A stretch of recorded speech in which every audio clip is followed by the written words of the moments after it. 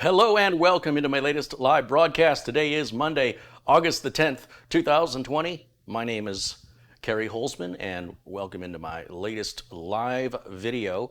And before we get into things, as usual, I have a little bit of a monologue to talk about some items that, well, what's going on and what's new, what's happening. So let's start with saying hello to everybody that's already in the chat. Welcome in, everybody. It's good to see everyone.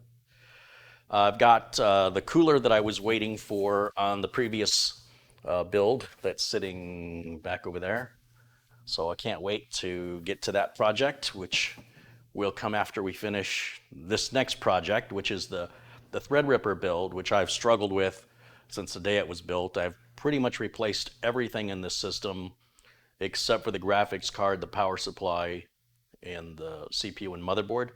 So I'm thinking I might have a motherboard issue, and I picked up an ASRock X399 Taichi, and we'll see how that works.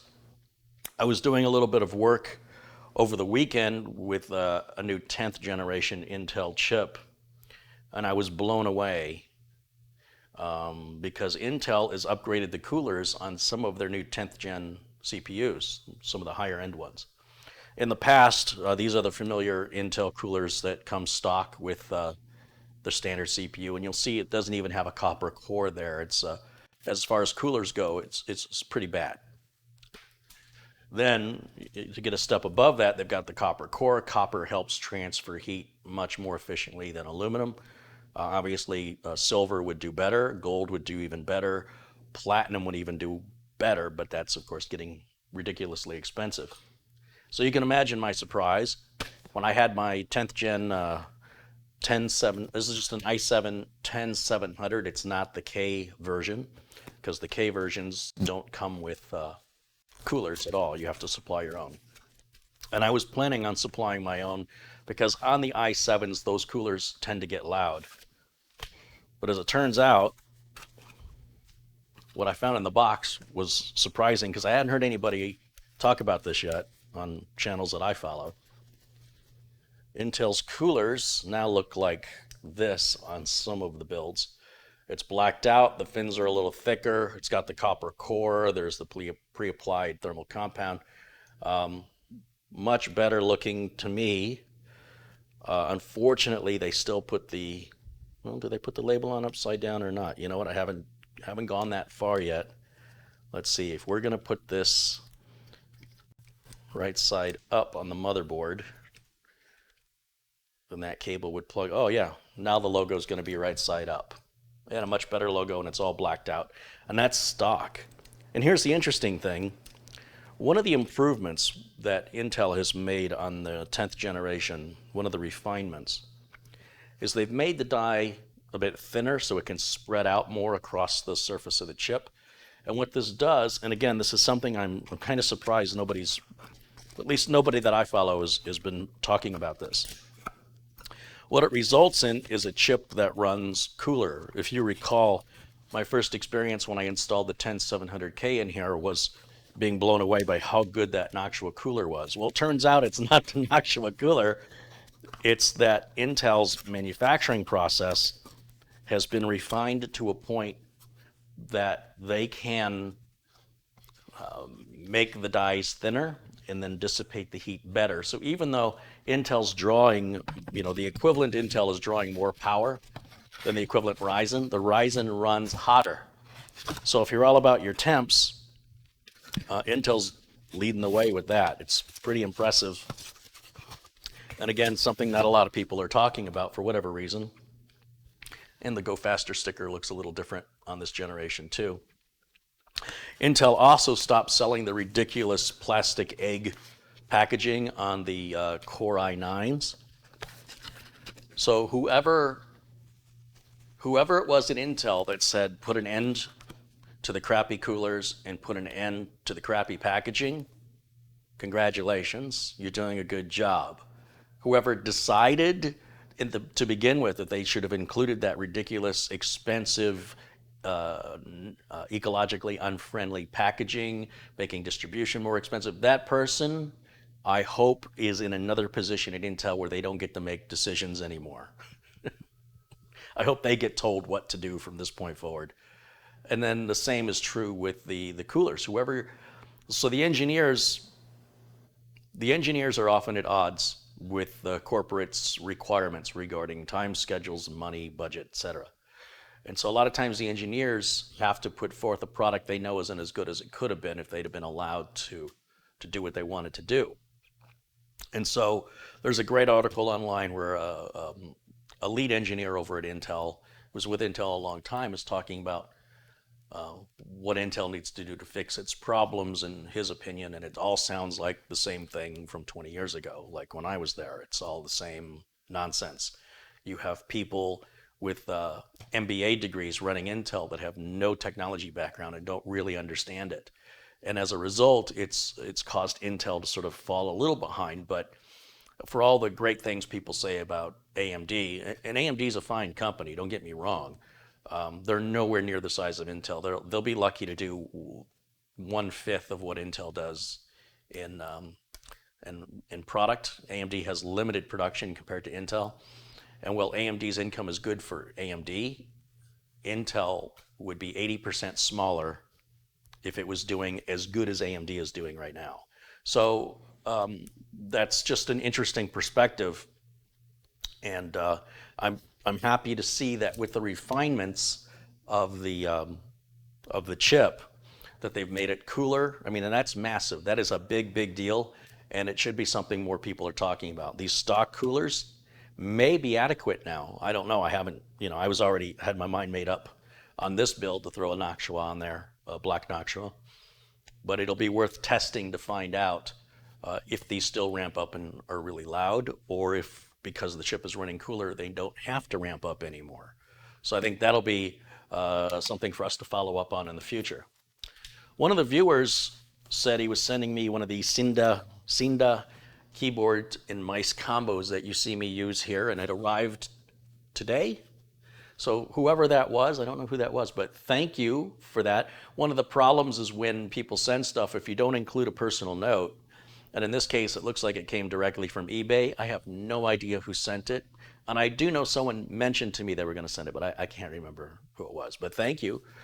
These are the keyboard and mouse that I use. I have one right here. Oh, give me just a second, guys.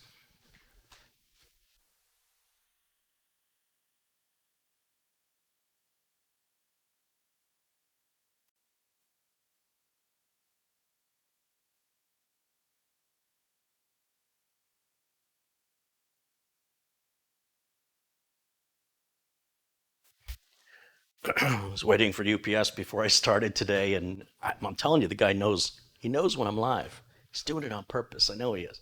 But that's okay. It's computer parts that I need. So in any event, getting back to the keyboard and mouse, this is what I use.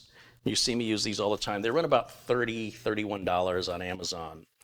They have a rechargeable battery. You see there's no battery door on either the mouse or the keyboard. There's no 10-key pad, so it's really small. This is metal, so I can bang it around. It's not a keyboard I'd want to type on all day, but as a technician and I need something quick, I don't want a separate dongle for the keyboard or the mouse, and I don't want to hardwire 2 cables instead of 1. So the other thing is I couldn't find these for a while, and I bought another manufacturer as close as I could find to this. And instead of having the little dongle magnetically stick to the bottom, they put a little access door that's going to get broken, and the dongle just kind of wobbles around and rattles in there. So I like that design just magnetically holds the dongle. I know where it is at all times. I can grab it quickly. I can put it away quickly. Both the mouse and the keyboard have an on and off switch, and they come with a USB cable so that you can plug them in, and the mouse there's a red light on it. When the red light goes off, it's charged. The keyboard also has a red light. When the red light turns blue or green, that means it's charged. The charge on this lasts me about 6 months, but depending on how often you use it. These are great for temporary use, great for portable use. If you're traveling, you need something small, lightweight, you don't want to deal with batteries, this is the answer. You're like me, you're working as a tech and you need a keyboard and mouse on your bench, but everything's on the bench. There's not a whole lot of room on the bench. Well, I use these Cinda wireless keyboard and mouse. Again, one dongle, no batteries to change, and it's not the most comfortable keyboard, but it does exactly what I need it to do. And I can't speak highly enough about them. And everybody, like I give one to Mitch when he was traveling to Thailand, and he loved it because he didn't want to use the trackpad and the or the touchpad and the built-in keyboard on his laptop, and this enabled him to just plug in one USB dongle and you're good with external keyboard and mouse, which feel a lot better than what was built into his laptop. So anyway, the link for that, the link for this, is in the video notes below the video. What else can I tell you? There was a couple other news items here. This board, I picked this up. This is about a $335 motherboard. You'll see it's a monster. It's a great big board. It's not that they're just charging more. You are getting more. And it's one of the cheapest boards I could find that's going to work with the 1950X. What else? Oh, this board is a return. So ideally, it's going to be okay. You'll see it says Amazon Warehouse on it. That means somebody returned it. And in my experience, people who return motherboards are generally people who didn't know what they were buying.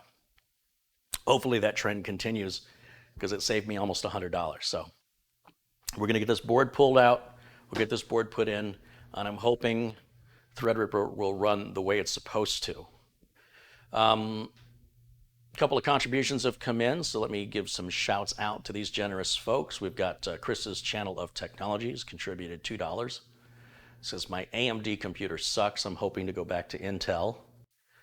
You know, the system I built for my friend Ron in Illinois, it was freezing up on him randomly. He ended up sending it back. Changed the motherboard out in it, and we changed the graphic card just to upgrade him.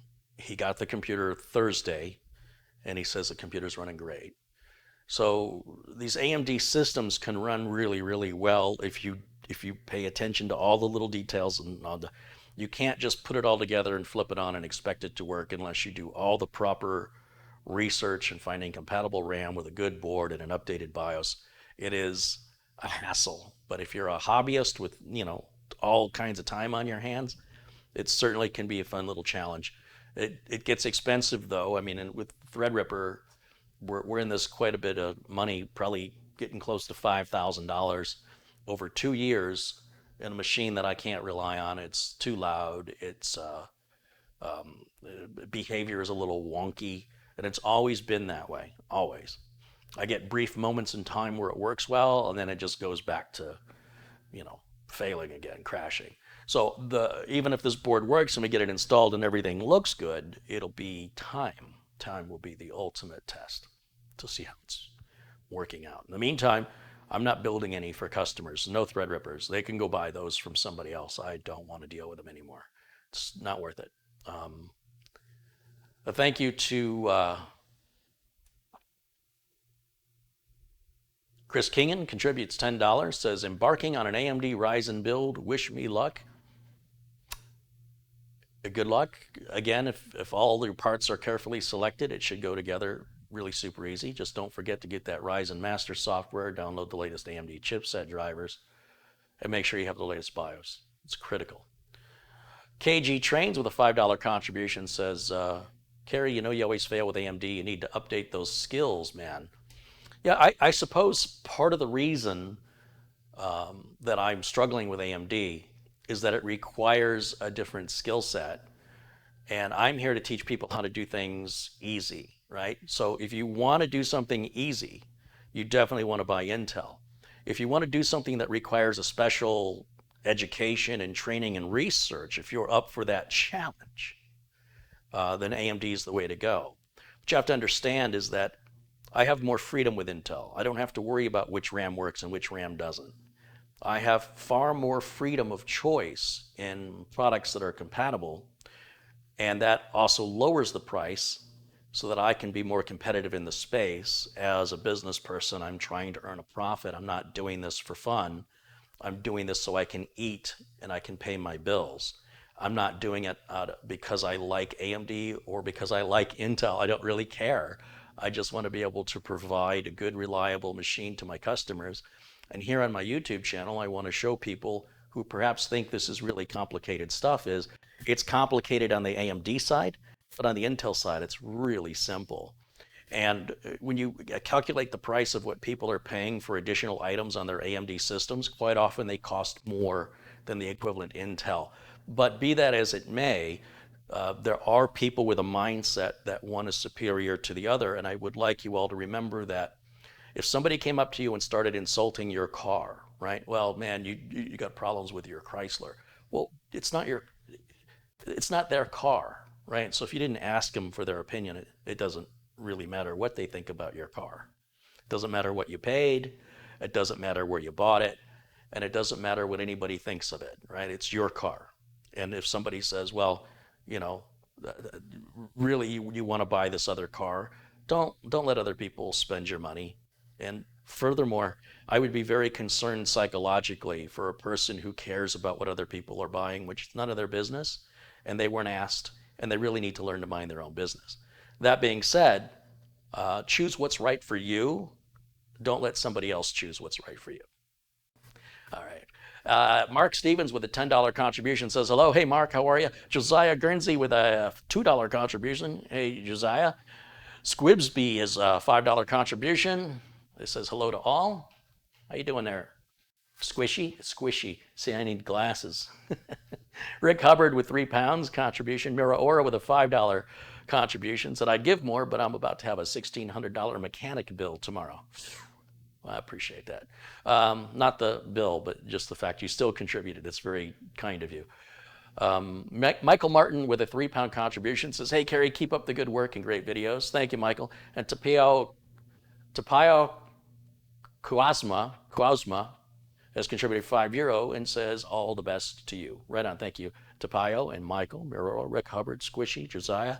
Thanks, you guys, as well as Mark Stevens, KG Trains, Chris Keegan, and Chris's Channel of Technology. Appreciate your contributing. Helps keep me sponsor free so that I can remain unfiltered and say what's on my mind, whether it's popular or not. I don't care. I'm not interested in jumping on anybody's bandwagon. I have my own bandwagon, and if you want to jump on it, you're welcome to, and if you don't want to, that's fine, but if you get in my way, I'm going to run you over.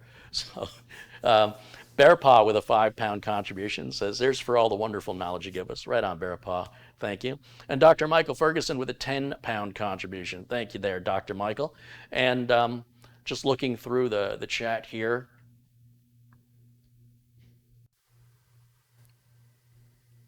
Sean says, have you ate some mushrooms today? Hope it reinforces your... It's funny you'd ask. It's funny you'd ask that because I was at Costco the other day. Well, I didn't stumble on this. My sister said, you have to try these.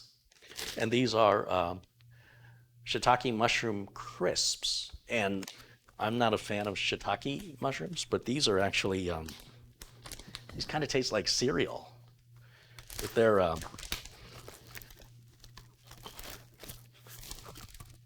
crunchy.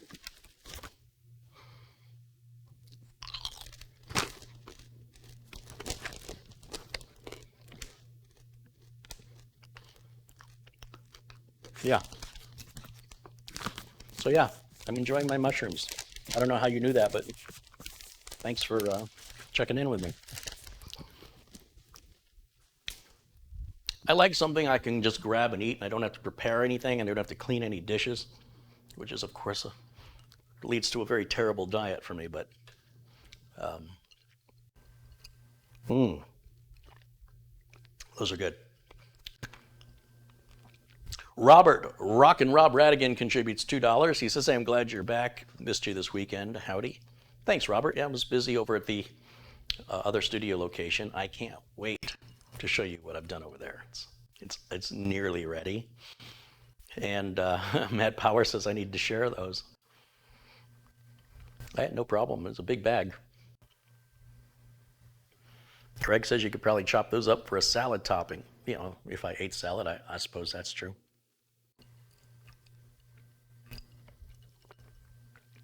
Are they spicy? No, they're not spicy at all. No, not in the least bit.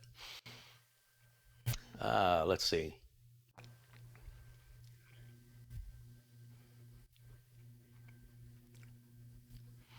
What is your opinion of micro velocity Raptor PCs compared to other brands? I don't have an opinion on. I think you should build your own computer. That's what my opinion is. Ed, I gotta pronounce your last name, Ed. Ed Nopnow said, I sent the scene to keyboard and mouse. The smaller keyboard had been harder to find. Well, thank you, Ed. I appreciate it very much. And it'll go on a shelf because what ends up happening is sometimes I wear them out where the buttons. I've had one that I physically broke. And then other times I loan them out and I don't get them back. So I like to have a couple in inventory that I can just pull off the shelf. They charge, it takes about 2 to 3 hours to charge the keyboard and mouse. And I charge them individually because there's only one charging cable. So I'll plug plug the keyboard in, wait till the green light comes on. Then I'll plug the mouse on and wait till the red light goes off. And then they're good for like 6 months, like I said. 4 to 6 months anyway.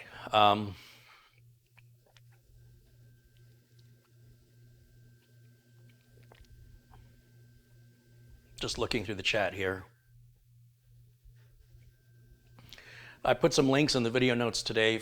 The Mugen 5 is back in stock at Amazon for $48.99 with free shipping here in the US. And the Samsung 970 EVO Plus, which is normally $399.99. And a couple months ago I was complaining because it was selling at Amazon for $449.99. And it's upsetting because the manufacturer's suggested retail price is $399. So to go to $449 is ridiculous. It's $50 more. If I would trade you, if you're going to give me $450 and in exchange I'm going to give you $400, I'll take that deal, but not the other way around.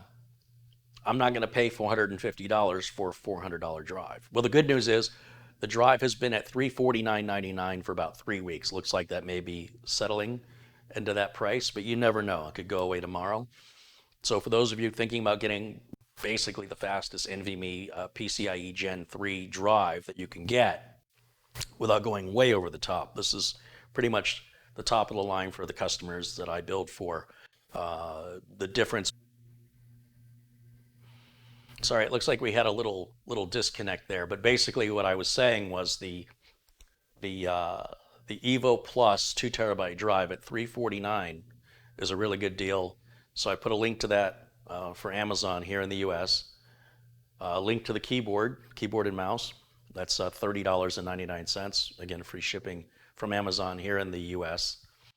And that keyboard is kind of unique because all the other ones I'm finding either have battery doors where you have to install batteries, or they got a little door to put the dongle, or they're the full keyboard. I don't want the full keyboard. I don't want the 10 key. So those are getting harder and harder to find. In fact, I sort of had a panic attack when I couldn't find these anymore. So I'm stocking up this time. I don't want to go through that anymore.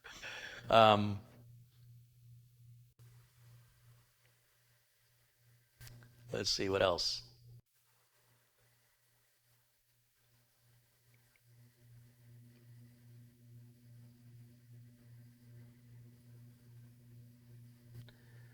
Looking back in the chat room here.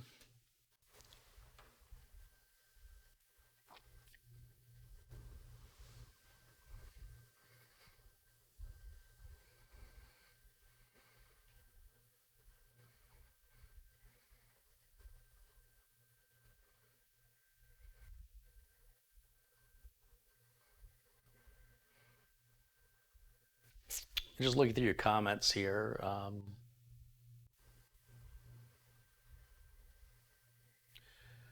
Lee wants to know if it's just Threadripper or if I've had problems with other Ryzen builds. You can just search my YouTube channel here for computer repairs, and you'll see mostly AMD systems are what comes in for repair for whatever reason.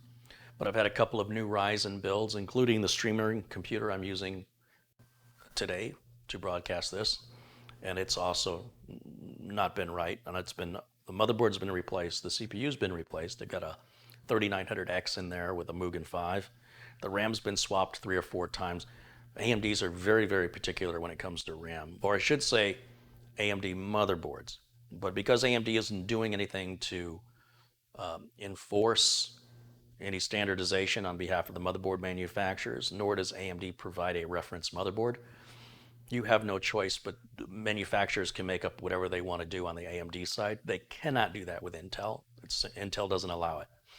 So on the one hand, you're going to have something different, but on the other hand, it may be unlike the motherboard that you get may be unlike any other AMD motherboard from other manufacturers in its feature set or BIOS options, and AMD doesn't care. So AMD just makes the chip. Just like with Threadripper, AMD doesn't offer a cooler for that. And I think that's bogus. I think that a company that just says, well, here's an engine, you build a car around it. I'm not a big fan of that. It's still more of a hobbyist chip as far as I'm concerned. And I do have a couple of AMD Ryzen builds coming up, but they won't be put in a workplace environment where reliability is paramount. I also find that I can build an Intel system much faster. The Intel's 10th gen chips are far more refined than anything AMD's ever made. It's far more refined than Intel's ever made because they had to do something, right? So this is what they've decided to do, and it's resulted in a level of refinement in CPUs that we've never seen before. No company's ever had time to polish their prior work. They're always looking to advance to the next level.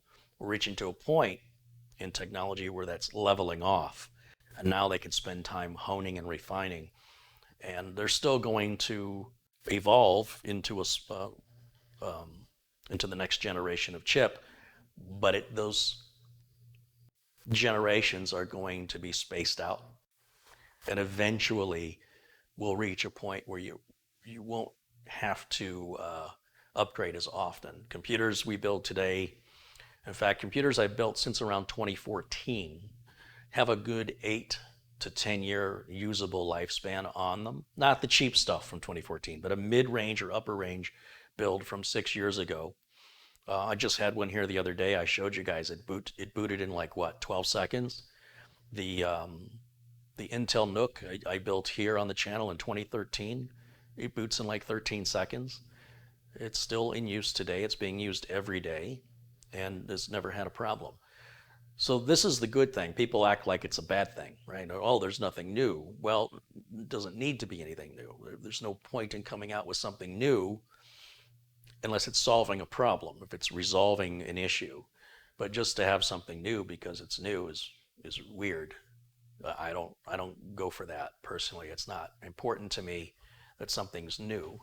It's important to me that a need is being filled that wasn't being filled before. And there's a limit to, it's just very interesting to me that we were very lucky to have a computer in the 1980s.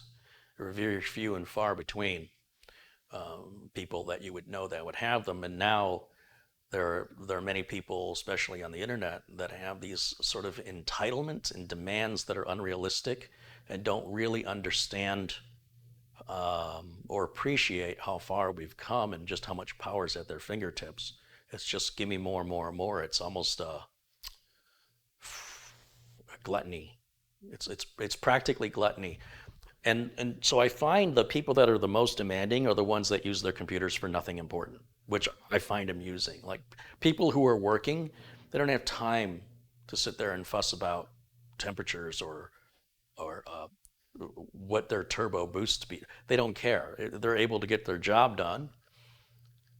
They don't, we talk about return on investment. If I'm offering a client a new machine, like let's say my client's got these machines from 2014, I go, hey, we can replace the SATA SSD with an NVMe, and we can go from DDR3 to DDR4.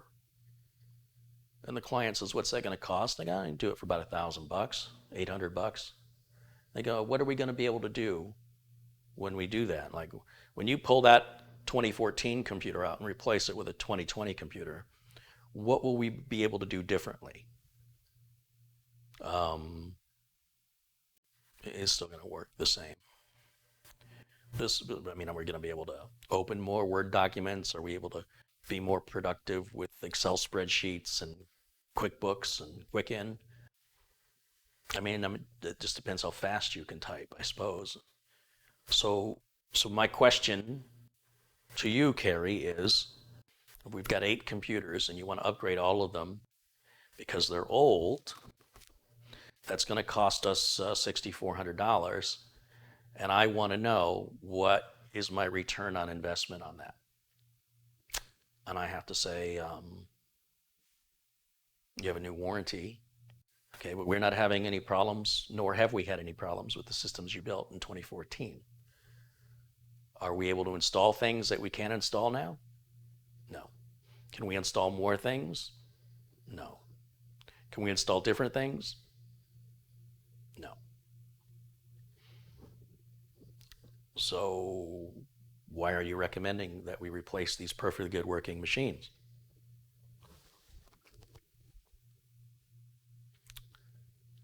That's just the way we've always done it. In the business world, after about 3 or 4 years, we replace the workstations. That's no longer necessary. We have achieved a level of evolution in hardware that has exceeded the evolution of software. Therefore, even machines you bought 6 years ago, 7 years ago, are fully adequate today if they were mid-level machines back then. Now, if they were bottom basement stuff back in 2013, they're probably long overdue for replacement. But if you built something mid-range or above, it's just fine. And I expect that trend to continue. I don't see that changing anytime soon. And this fascination with getting a better computer, or better being faster chip, or going with AMD versus Intel, it doesn't change you. So whatever you're doing with the computer, whether it's an Intel or an AMD, isn't making you better. That doesn't make you better. It doesn't make you a better gamer. It doesn't make you more competitive. It doesn't make you nicer. It doesn't make you smarter. It does nothing to you to benefit you or anybody you know. What it does do, unfortunately, is it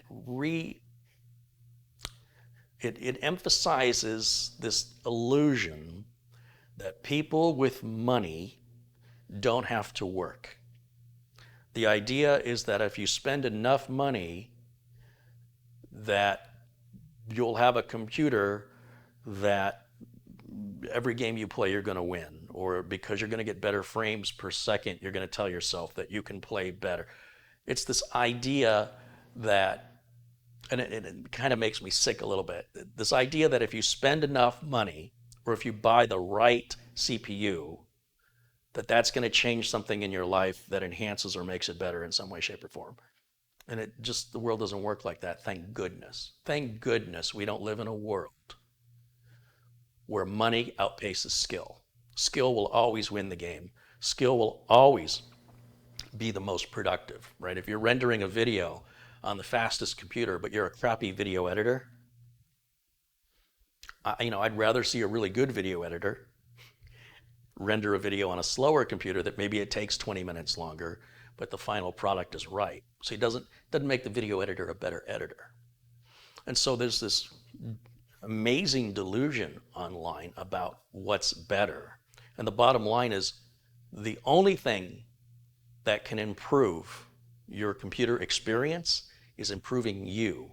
And that means that you exercise, that you eat well, that you monitor your temperature, that you demand the most from yourself every day, that you practice. When somebody goes to a job 8 hours a day, they do the same job.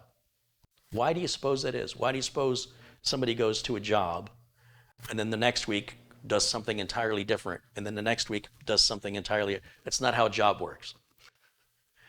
In a job, they want you to be efficient at what you do, and the only way you're going to get efficient at it is by repetition. You have to do it over and over and over again. You want to learn to play piano, you want to learn how to cook, you want to be good at a game, you've got to put the time in. And there's no replacing that. You cannot substitute the time and experience for spending money. The world has never worked that way. And if you allow yourself to think that, then I don't want to live in your world. Because what that suggests to me is you can be born into money, be dumb as a box of rocks, and yet excel and beat everyone at everything because you just buy your way out. That's definitely not a world I want to live in. And thankfully, that's not the way the world is, despite the fact that many people seem convinced that if they spend enough money or if they buy the right part, that they're somehow going to be better at using their computer. You're not going to level up personally because you've got a new processor, whether it's Intel or AMD.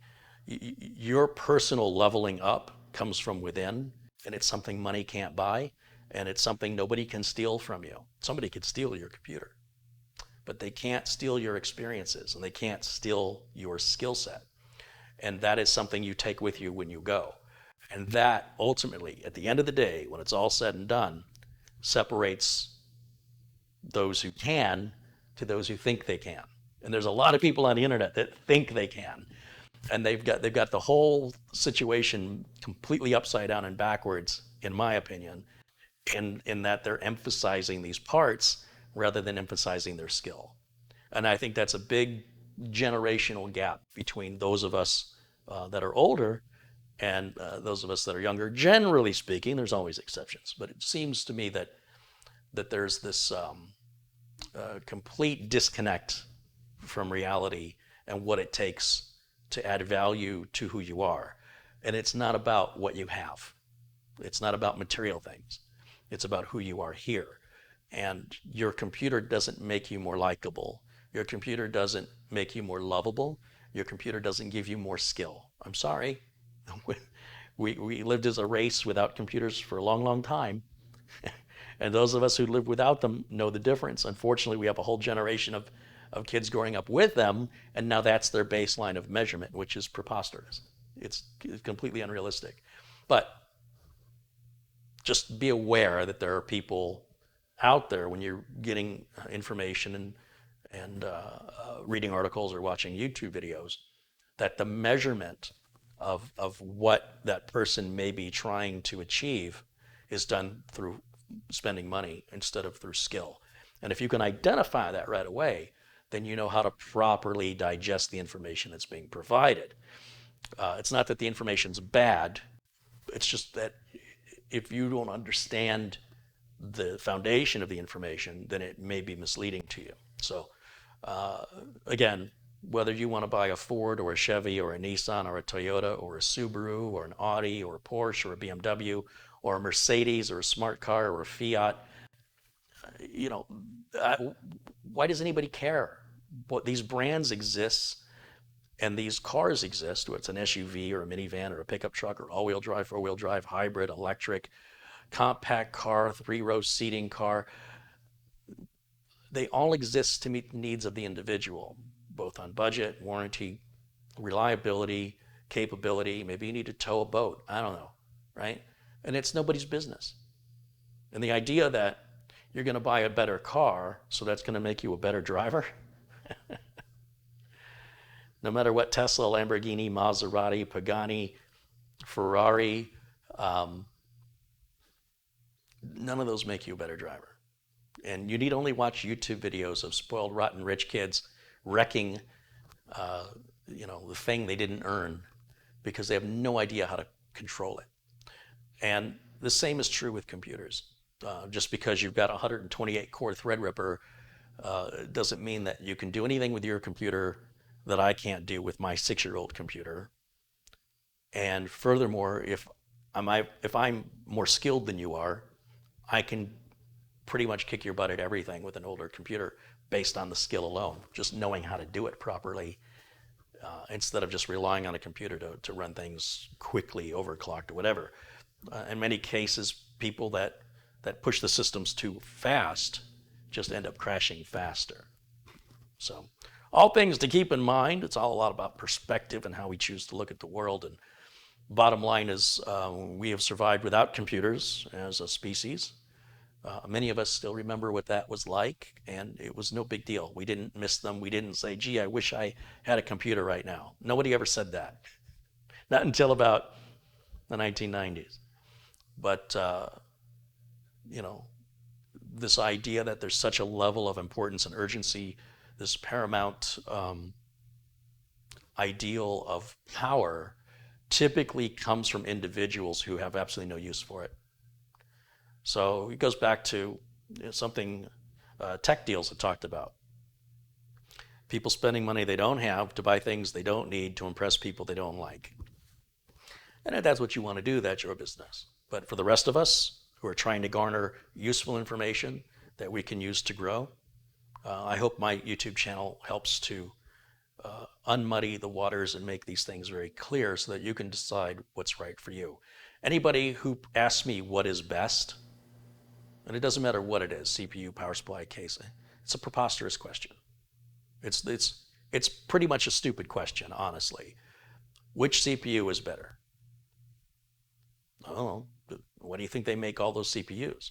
You think they make like 20 crappy CPUs and 2 good ones? And it's all just a big joke on the consumer?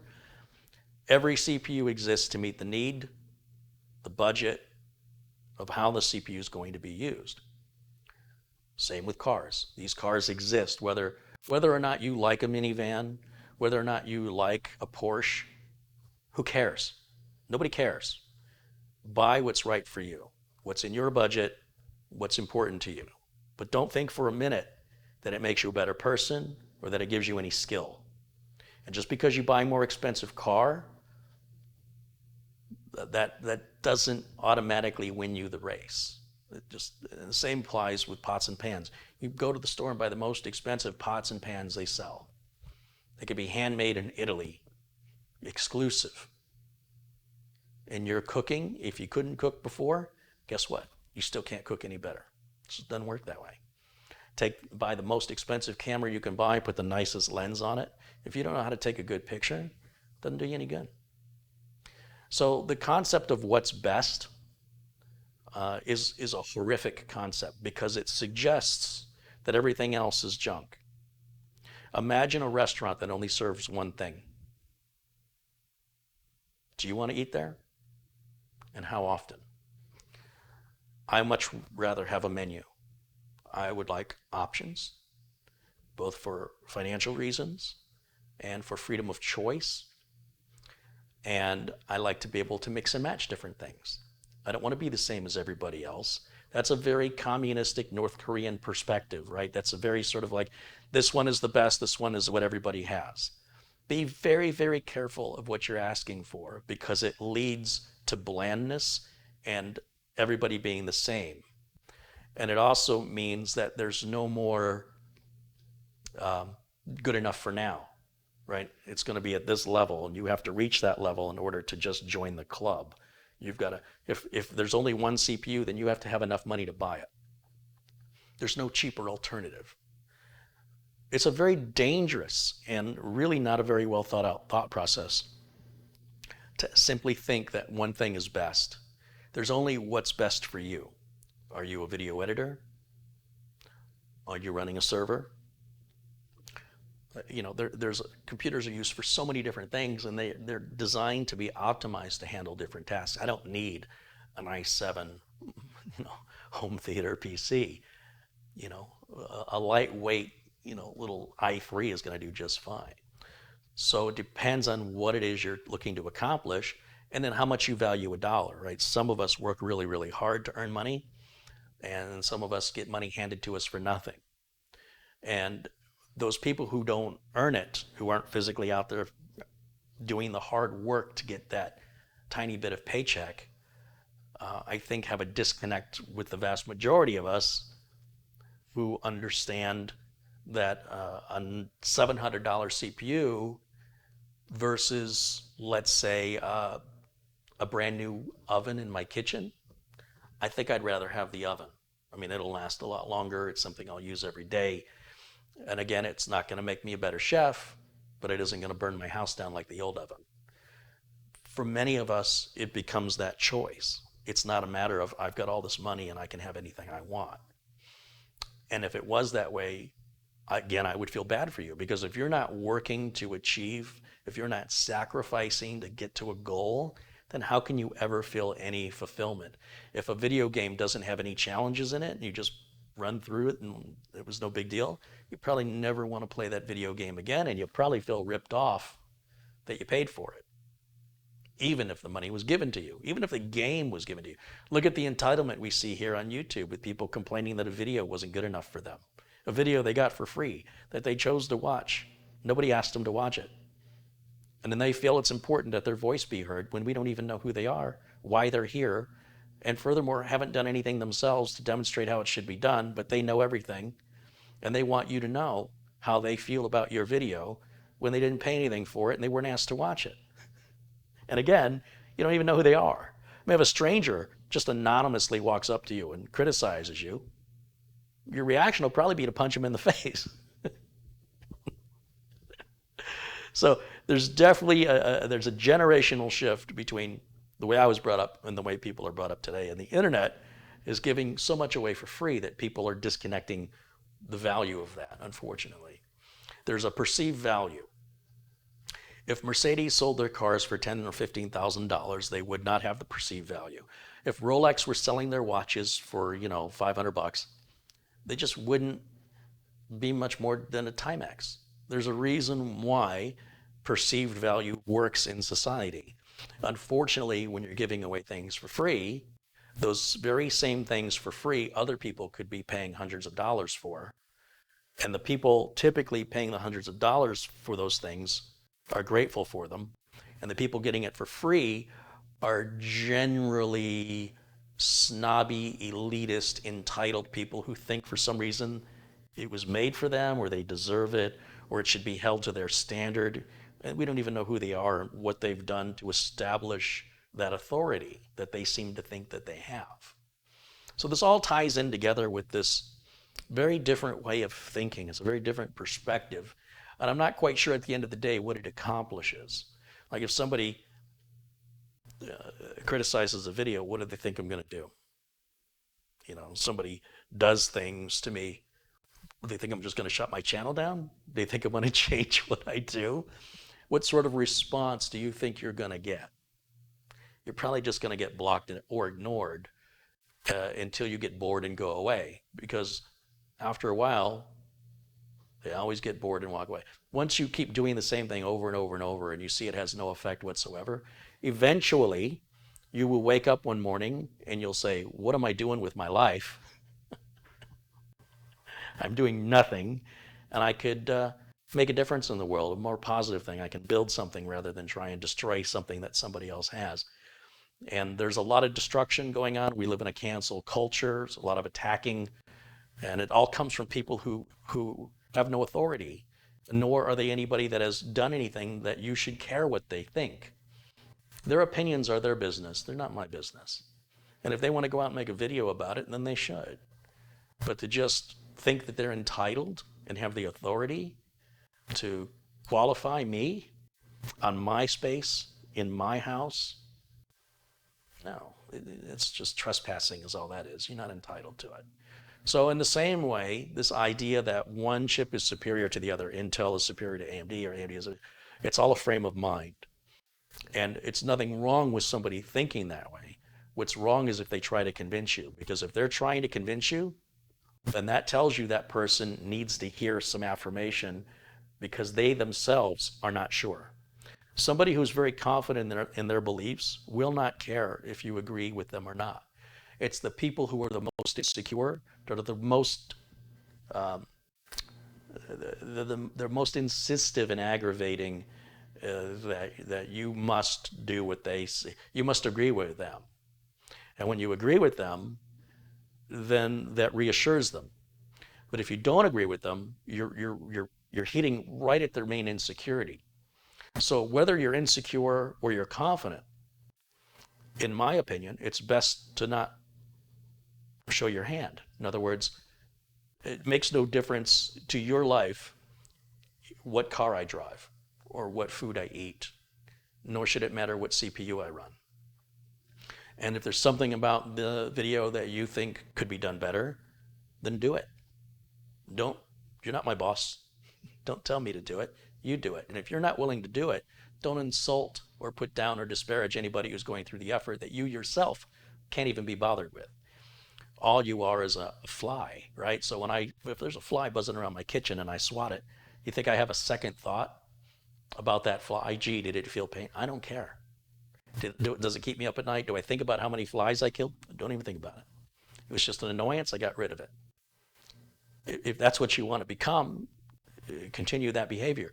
But if you want to do something positive, the best thing is go out there and add to society, add to your community, help people, be supportive, be kind, and allow people the same consideration that you would want. In other words, if you think that your computer is the best computer ever, and I tell you it's a piece of junk, number one, it kind of hurts your feelings in many cases. Two, you're going to get defensive.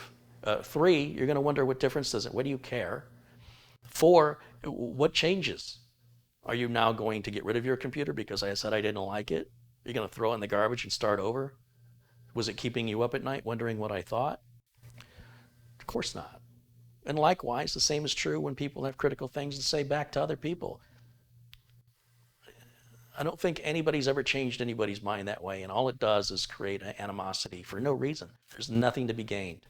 So for those of you doing it, I don't take the bait. For those of you that are experiencing it, don't take the bait. Ignore those people, block those people.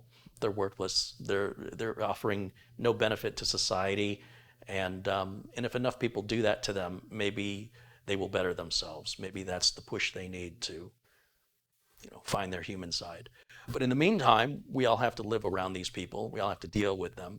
And we're very lucky that we have a very nice and supportive community here on this YouTube channel, which is so amazing given the negativity that exists. You look through Twitter and Facebook, it's just people moaning and complaining and whinging and whining, and everybody knows everything, and they want to tell you their political belief. Your political beliefs are none of my business. That's your business. Your politics, your religion, whatever, man. It's whatever you want it to be. And if you're confident in those things, you won't need to sell it to other people just so you can be reassured. So whenever you experience, and I want to reiterate this, whenever you experience somebody who's being very insistent about this is better than that, or you've got to have this, those are very insecure people. So the first thing that's got to come to your mind, oh, it's one of those people, somebody insecure. And you can deal with it a couple of different ways. One is to just ignore them or block them. The other is to go, yeah, you're absolutely right. I agree. Yep, you're right. Oh, no, you should have built a computer with an AMD. Oh, yeah, I should have. Yep. Then they don't know what to do. So it's kind of fun. But we aren't going to change the world, but we can certainly change how we react to it.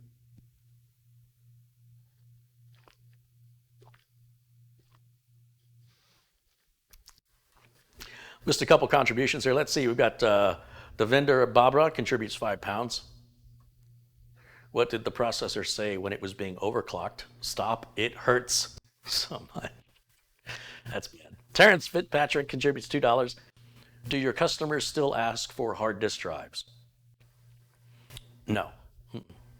No. I haven't sold a new hard drive. Let me think. When was the last time?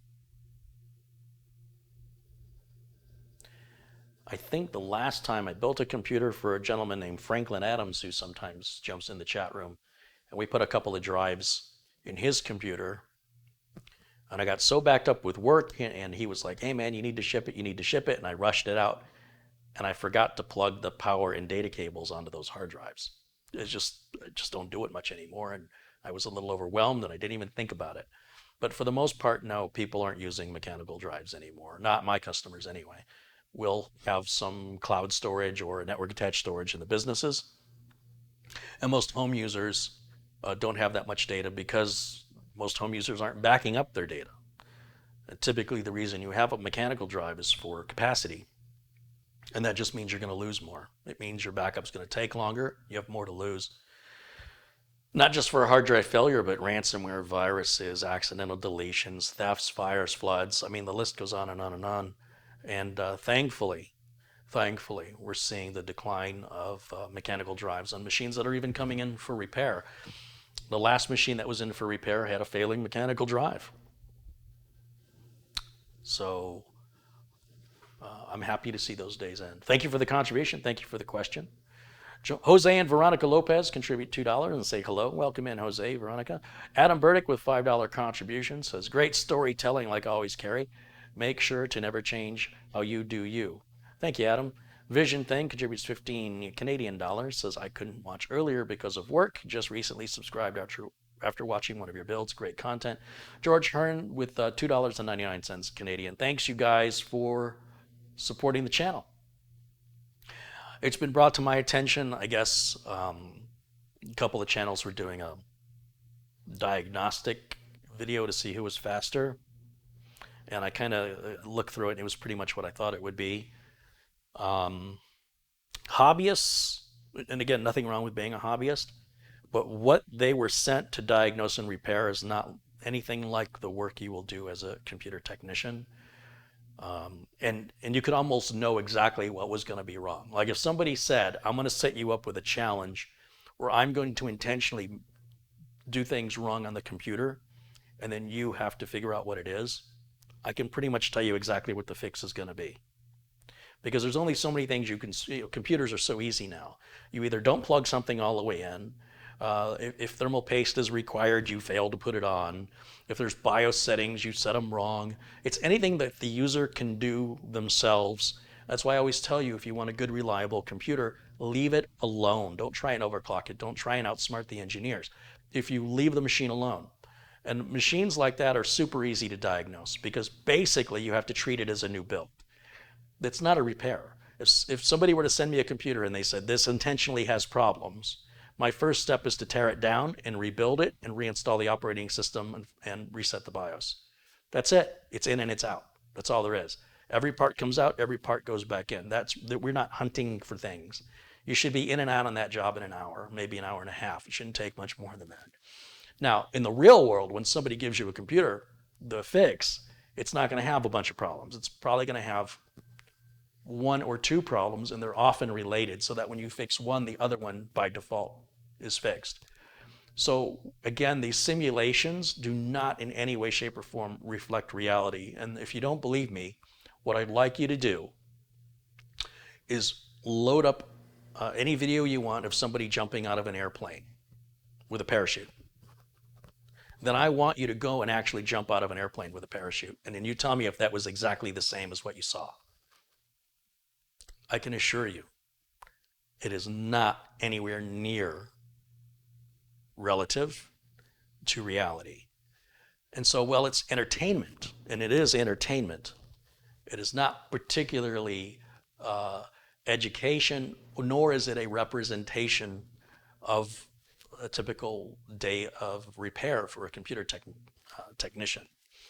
Not to mention that you're held accountable for the work that you do. So you don't just have to fix the problem, but when you give the system back, the system has to work and it has to continue to work. Like old Threadripper here has not worked right for over 2 years. Ever since it's been built, it's not worked right. And I've been very fortunate that this is not a customer's machine and I can work at it when I feel like it. If it was a customer's machine, it wouldn't be in this situation for this long. It would have to be replaced or repaired. It would have to be done very quickly, and it might cost a lot of money and it might cost a lot of time, but I have to make it right, or I can tell the customer too bad and I can never have business from that customer again. So there is a massive disconnect between what you'll see on YouTube videos for entertainment and what it's like in reality to do the work and be held accountable and liable for the work that you've done. If I fixed this computer for a client and I did it in an hour and 45 minutes, click, congratulations, here's your trophy. That's not how it works, man. For all we know, this goes back to the client, and tomorrow they call me and they got another problem. Or next week, or next month. Maybe there's random lockups that I can't validate. I don't know. That's what being held accountable is. And if they're not being held accountable, then what they're doing is just goofing around. And I don't want the goofing around. There's nothing wrong with goofing around. Goofing around is great. There's nothing wrong with it. But I don't want the viewer to think, wow, that looks like fun. That's what I want to do for a living. Because what they're doing for a living is making YouTube videos. Just to be clear. And as long as you understand that distinction, binge watch all you want. But please, please don't misconstrue the information and how it's provided, because it's very easy to completely miss out on the reality, of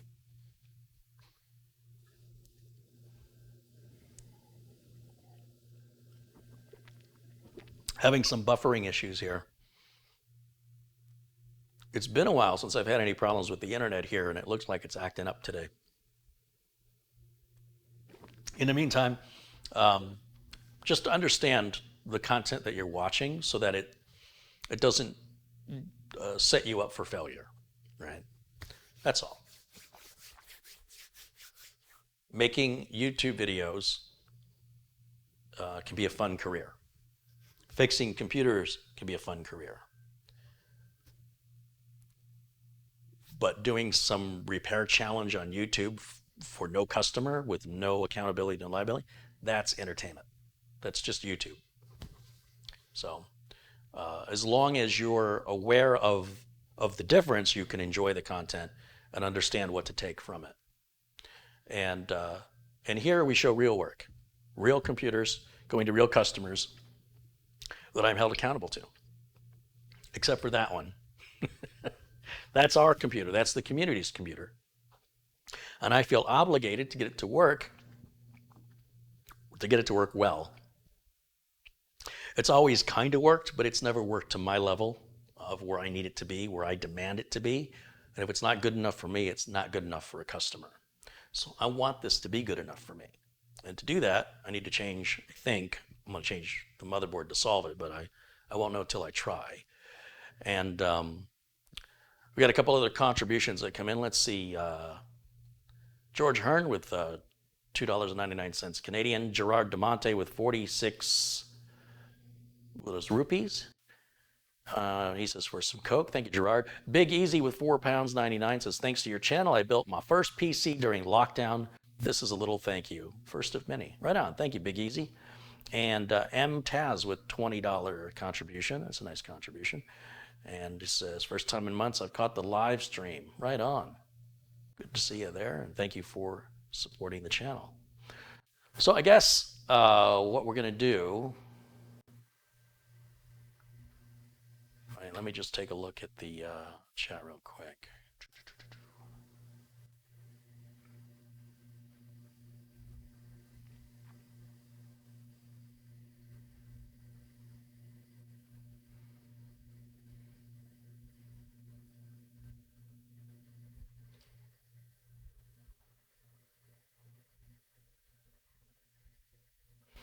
Yeah, there's some weird buffering stuff going on, but it's just part of what goes with a live video. We work through it.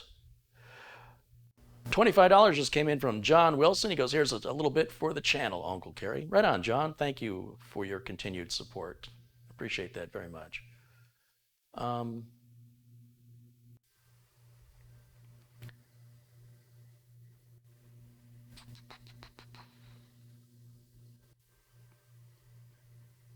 Matthew says, you're still accountable for that one. It was your money spent on the system. It's different. It's different. There's basically, when you have bills to pay, when you've got to make sure that your electricity is getting paid, your cell phone's getting paid, your internet's getting paid, your mortgage is getting paid, your insurance is getting paid, you got gas for the car, you've got a car, any work the car needs is being done, you need to have a job. Whatever you do for a living, whatever somebody pays you to do, you're going to be held accountable. And in the case of repair, if you can imagine you have an ambulance and you fix the ambulance and you give it back to the ambulance company, and somebody you care about is having an emergency, and that ambulance that I fixed goes to pick up your loved one, and it breaks down on the way to the hospital because my repair wasn't good enough. And your loved one does not get to the hospital in time, and as a result, suffers dire consequences. That's some pretty serious accountability. Now, let's say I've got an ambulance, just a little toy that I'm playing with. It's a hobby car that I'm going to take to car shows. And maybe it doesn't run right, but there's nobody waiting on it. I'm not held accountable to it. So when I'm in the mood, when I have the extra time and when I have the extra money, I'll tinker with it. And if in my tinkering it stalls out, 10 miles from the house and I have to get a tow truck, that's not affecting my business or my ability to pay bills. That's my own personal little distraction. Now this build here is a community build. It's intended to be used for the channel. What I didn't realize is that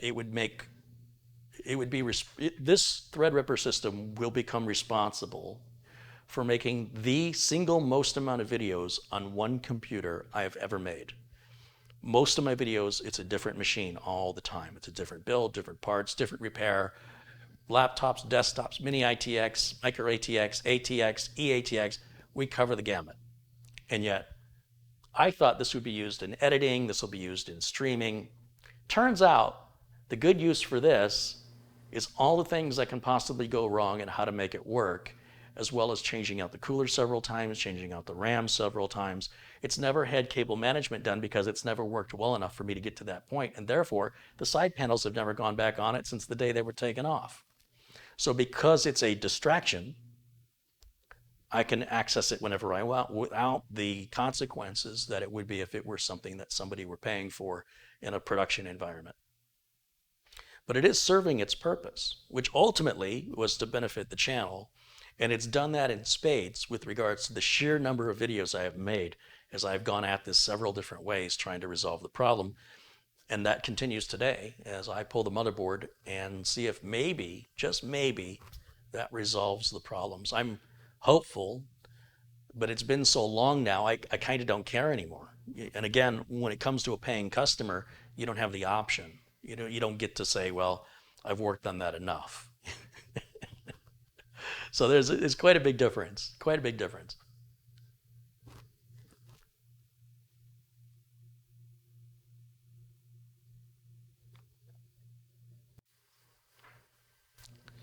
So again, there's a business mindset, and anybody who cares, if you care that my experience with AMD has been so unpleasant and it bothers you that I'm somehow bashing AMD, you're a very insecure person. You're somehow requiring some form of approval that must agree with your mindset. You see, you're allowed to think what you're allowed to think. And I'm allowed to think what I'm allowed to think. The only difference is between you and me, I have the guts to fire up a camera and prove it to you. That I'm not just deciding I woke up on the wrong side of the bed. This is an ongoing problem that nobody in the chat room has been able to suggest a fix for that has worked. Not a single person yet has presented an opportunity that I have exercised that has not fixed the problem. The problem still exists. It's right here. It's right in front of you.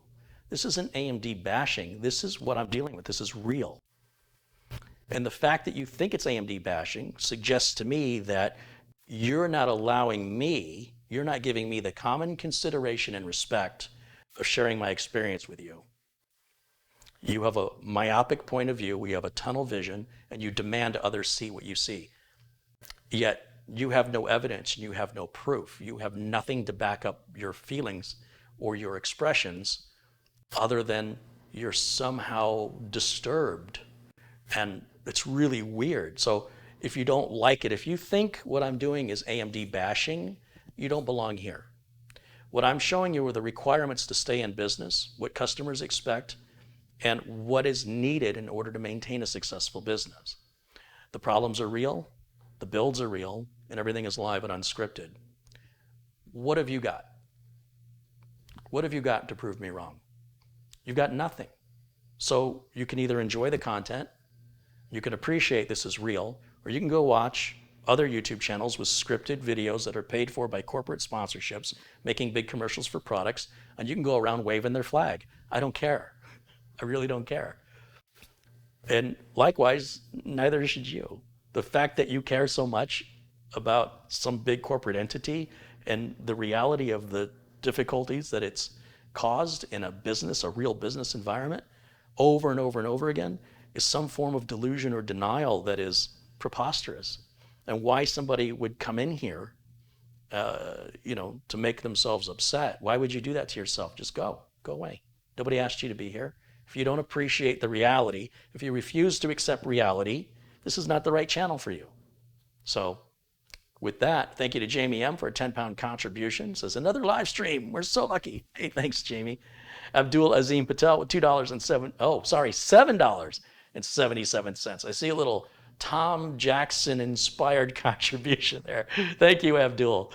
Um, iBannery says, yeah, I think a lot of people would have given up on this system by now. Yes, absolutely.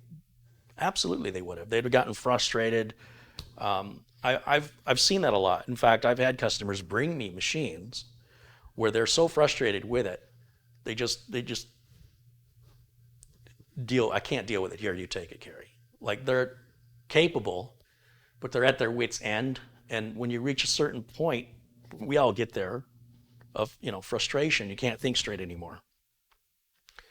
And sometimes you're too close to something to be able to fix it, and you need somebody else to do it. And there's nothing wrong with that. There's no shame, no harm in that.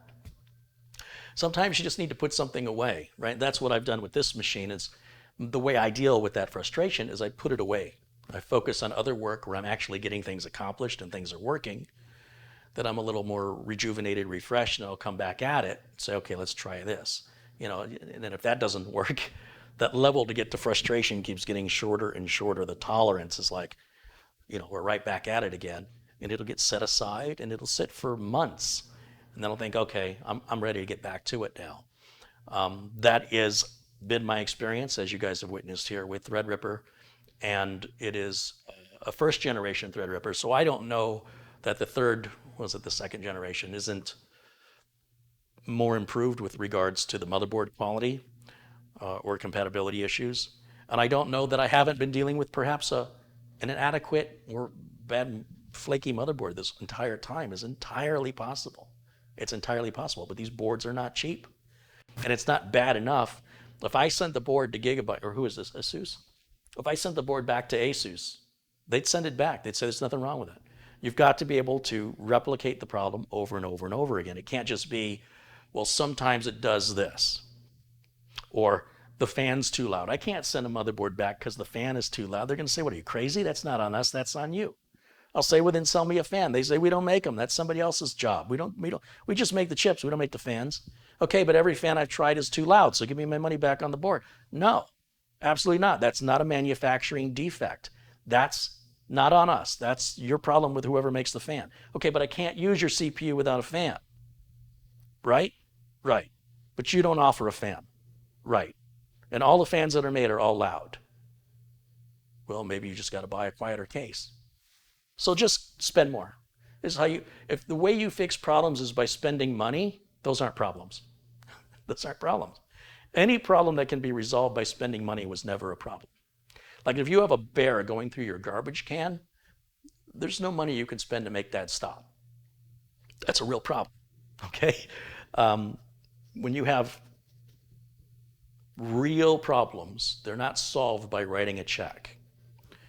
And this, as far as I'm concerned, this is a real issue here, because if we keep spending and spending and spending and spending and spending as if we had all this money in the world until we can find the right combination of parts that work properly, or we skip past the first generation, they're not giving us a refund on this. We've had it too long. And further, they'll say there's nothing wrong with it. So their definition of what's acceptable and mine are two entirely different value systems. I would never, ever sell a customer a computer that ran like this one runs, or is as loud as this one is. And at the very least, the thing should perform equal to or better than a simple Core i7. This thing doesn't even run as well as a Core i5. Performance-wise, a Core i5 will pretty much tackle it. The 10th gen Core i5 will smoke this thing. Now, granted, that's a new chip versus a 2-year-old chip, but regardless, price-wise, the Core i5 is still cheaper today. So my level of frustration, it doesn't help when there are people in the chat room suggesting the problem is me when I've built thousands and thousands of computers. So that's not to say I don't make mistakes, but I don't know how many computers these people talking to me have built. 4? They hang out a lot in Reddit and watch a lot of YouTube videos. And somehow I'm supposed to listen to them, and what they say actually I should listen to because I look up to them. They have my respect. It doesn't matter. It doesn't matter what they think. Because whether they agree with me or they disagree with me, it still doesn't work. You understand? And they didn't pay for it. It's not their money. It's the community's money. And it's not their computer. They're never going to have it. And I'm not building it for them. And I'm not going to work for them. I wouldn't work for somebody like that. That'd be like the worst customer you could ever have. Somebody telling you how to do your job. You know, tell that customer, go somewhere else. Customer says, I wouldn't hire you. Good. I wouldn't work for you. I'm glad we agree. I have very high standards. And quite frankly, the biggest issue with this build is that it just has never met my standards. Apparently, there are people with much lower standards. Abdul Azim Patel says, latest BIOS is either January 8, 2020 or August 1st, 2020, depending on if it's day, month, year or month, day, year. But I don't know which board that's for, if he's referring to the ASUS board or the ASRock board. We haven't gotten that far yet.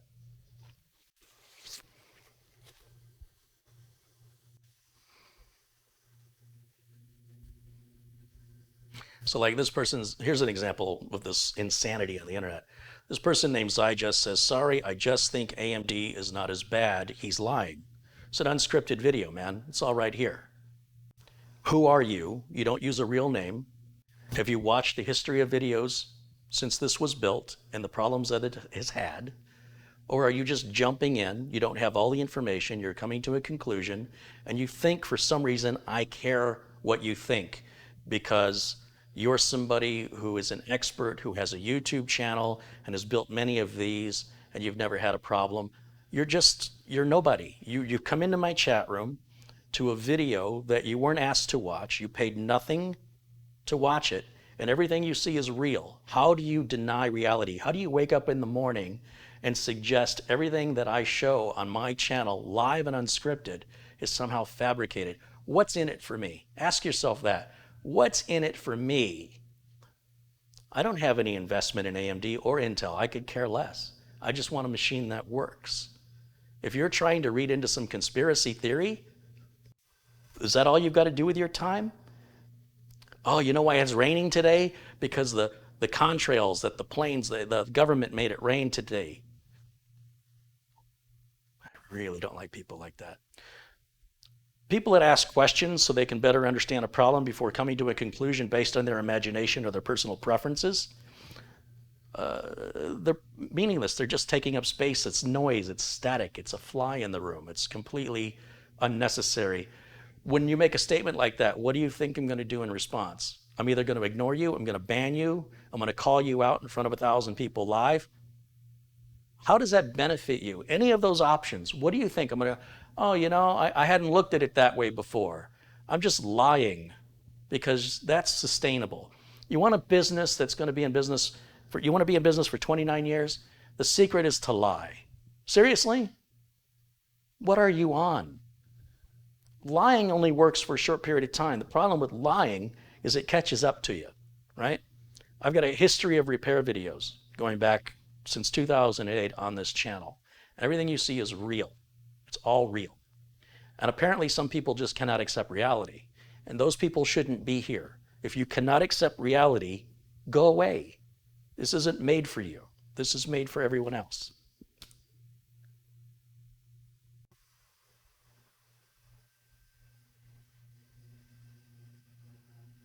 So again, you got to ask yourself, what's the motivation? What's the motivation to bash AMD? What do I have against AMD? The fact that I can't pay my bills? The fact that I've sunk $4,000, almost $5,000 into a machine that doesn't work? That's not a good enough reason? Then write me a check. Tell you what, you write me a check for $4,800 and I'll sell you the computer and then you can show me how great it is. You can make a video showing it working beautifully and how wrong I was. We'll both be happier. If you're not willing to write that check, then I don't really care. You can say whatever you want. You're probably just going to get banned. So it's very insulting and very disrespectful.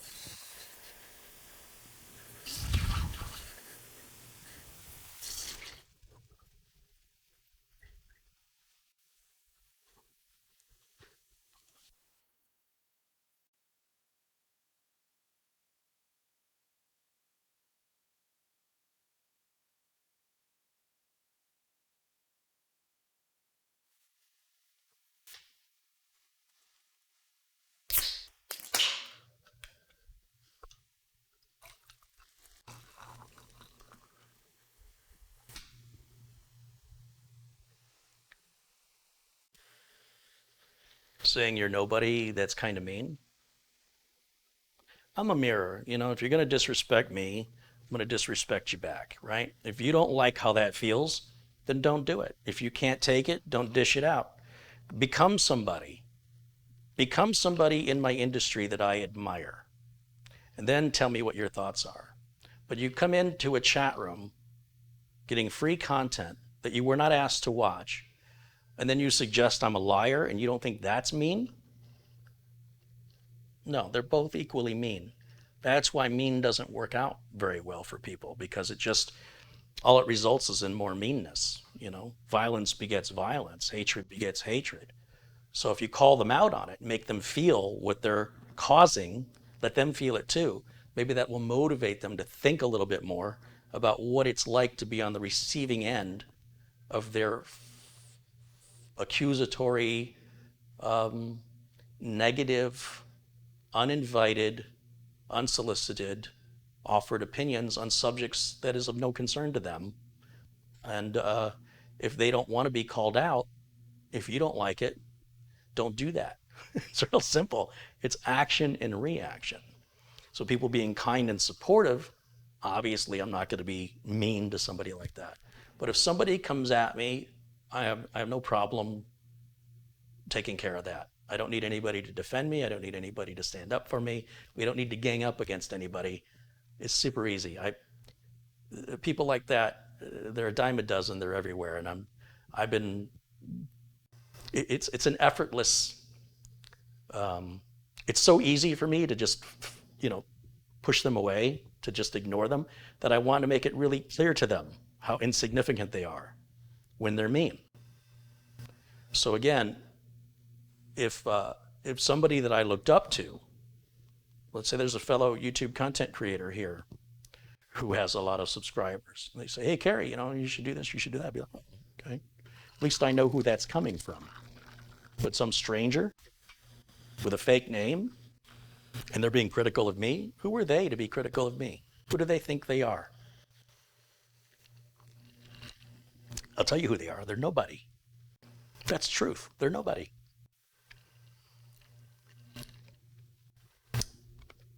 They're nobody that matters. Not in my world. If you want to matter in my world, let me respect you. I'll respect you because you're kind. I'll respect you because you're courteous. I'll respect you because you're generous. I'll respect you because you're friendly. I will respect you because you also do what I do, and you can appreciate the information I'm conveying, since there's a very large gap in the internet of showing the reality of computer repair. There's also a large gap on the internet of people being called out for inhumane behavior towards one another that are complete strangers, that is essentially psychological warfare. And it is not welcome here. I've done nothing to deserve being attacked, criticized, or accused. And unless you have evidence otherwise, if you don't like what you're watching and you want to call me out on it, don't do it publicly, because I will return it publicly. And if you don't like that, well, don't do that. Rocket science. Clearly, somebody who exercises that kind of judgment doesn't really know the benefit of AMD versus Intel, because if they can't understand basic human communication, they don't really understand computers, even though they think they do. Stephen Clark says, wow, I am blue. Here's a donation for you. Thanks for all you do. Hey, Stephen, thank you. Is a 10-pound contribution. Tech Canucks with $5 says, Kerry, I really need more advice to open my own tech service. I want to use my garage and open a shop like yours. I get a lot of questions. Well, first of all, thank you for the contribution from Stephen and Tech Canucks. I get a lot of the questions of how do I start my own business. I think the greatest resource is a website called technibble.com, technibble.com. I've had Bryce Whitty on the show a couple times. I've interviewed him, and it's really the best single resource online that you can go for assistance in getting your business started, how to get more business, where to go to get advice from other business owners. If you're already in business, how to grow that business, how to find customers. They cover all of it there. And most of the information is free, but their subscription for the real good information is very, very inexpensive. And if you're serious about business, it's an investment in yourself. At the end of the day, the one piece of advice I give people is don't worry about where you're going to be working from. Don't worry about what tools you have, what chair you're sitting in, what table you're going to use, or that's all way too far ahead. What you've got to do is find a computer to fix. That's your first job. And then fix it. And whatever tools you need to fix it, go get those tools. And whatever space you need, figure it out as you need it. You're trying to anticipate what you need when you don't yet have the work. Go and get the work, and that will dictate, that will resolve itself. Where you're going to work, what tools you're going to use, is the garage going to work, is it not going to work? It depends on the kind of work you end up doing.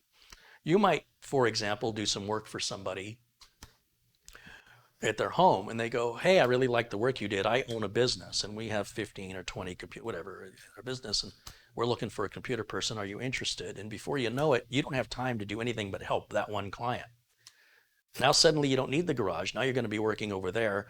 They might even say, hey, we've got a space for you here you can use, right? We have a big office. You can use that corner office and put whatever tools you need and projects in there.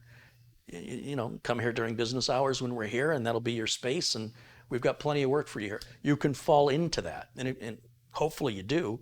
And that defines your whole business. Maybe they do a lot of work with QuickBooks. Maybe they're just asking you QuickBooks questions all day long. And suddenly you're really good at QuickBooks. You didn't set out to be good at QuickBooks, but that's what the customer needed. Then you think, hey, I wonder how many other people need help with QuickBooks. Now, before you know it, you're a QuickBooks expert. That makes you worth more money. It doesn't require any special tools, maybe software tools, but it's mostly all up in here in experience. So when you become, when you have this niche, you become more valuable. Now you're not just generic computer repair guy. Now you're a very specific kind of repair. Consider like a car repair shop that only works on Volkswagens, or a car repair shop that only works on Maseratis. You know what I'm saying? When you're a specialist,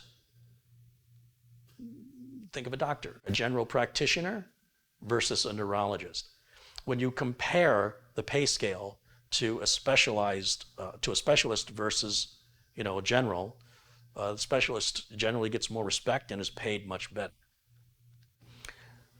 And the only way you get there is by taking the same first two steps, which is you've got to go and get the work. Thinking about where you're going to work or what tools you're going to, it's a waste of time. It's like you're spending all this time designing the cover of a book, but you've not yet started writing the book. Designing the cover is the very last thing you do. So for people that are sincere about wanting to get into business, my advice is very clear. Go find some work. Go find a computer to fix. And when you do that, you'll find that everything falls into place. You'll get the tools you need. You'll get the experience that you get. And when you get your first one down, find the second one. Yeah. And then over time, it starts to build momentum. And eventually, you will run into somebody or an opportunity which you may choose to seize upon or to walk away from, which can alter the entire course of your business that you did not foresee, and you would never have foreseen it. But the only way you would have gotten the opportunity is by putting yourself out there, not by talking about it, but by actually doing it.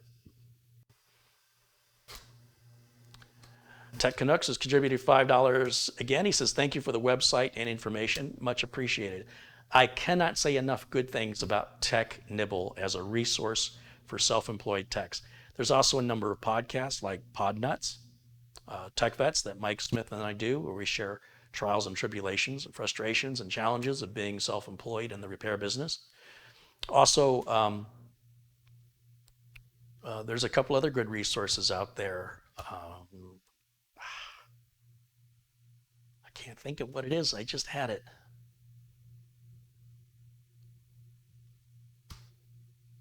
But I will say, MSP Unplugged, Jeff Hallish and Paco LeBron, all great resources. But your one-stop shop that has everything, contracts, advice, all of it in one, that's Tech Nibble. And then if you want to listen to some podcasts, Podnuts, MSP Unplugged, Tech Vets, yeah, you're going to hear a lot of stories from a lot of people. Some people brand new, just starting out. Some people have been in business for years. Podnuts will interview anybody that has a computer repair business, including yourself. Like if you're thinking of starting out and you just now started, and you want to go on the show, they'll talk to you about it. You know, what are you thinking of doing? What kind of business are you looking to do? What's your plans? How are you planning to achieve that? And so they've brought on other people, and you can benefit from listening to. You can tell when somebody's driven. You can tell just in the podcast. You can hear that beginner. You can hear the uncertainty and the misdirection, not misdirection, lack of direction that some people will bring to the table because they like the idea of doing it, but the reality of it, apparently they hadn't given a whole lot of thought to.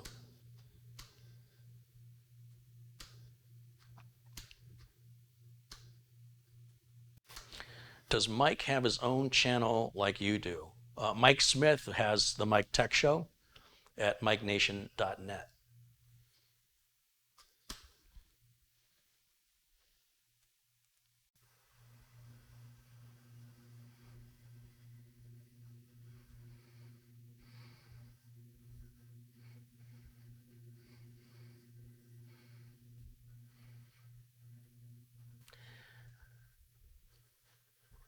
Any plans to retire?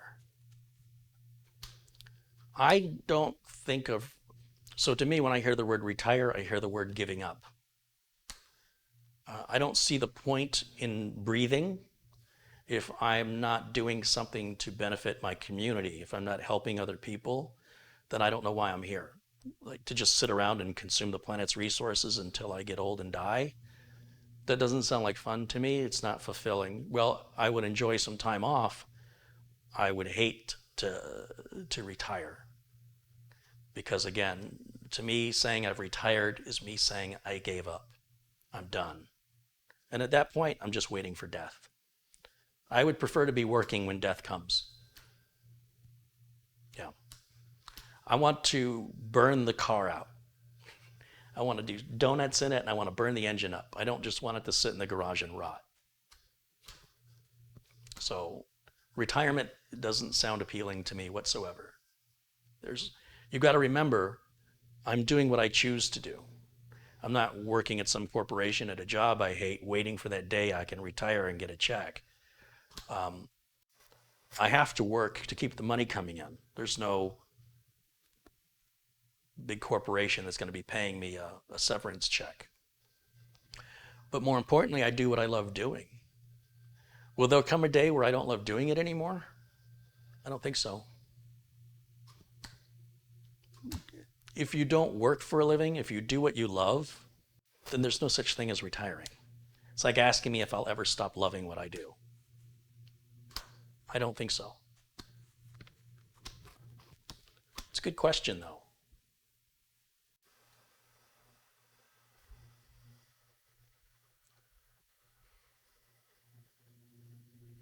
And Dom says, and you're still young. You know, all you gotta do is hang around older people and they'll make you feel young.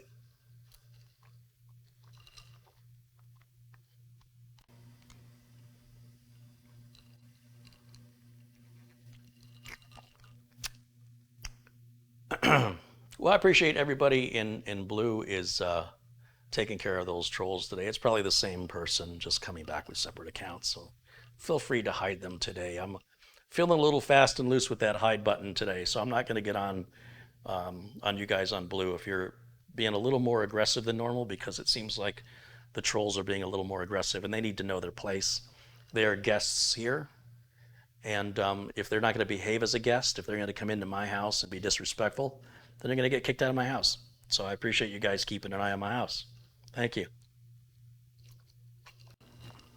You have my permission. Everybody in blue, if you even get a hint of somebody being troll-like today, just for today, hide them immediately. No more timeouts, just get rid of them. They're not benefiting us in any way. They're not bringing us any value.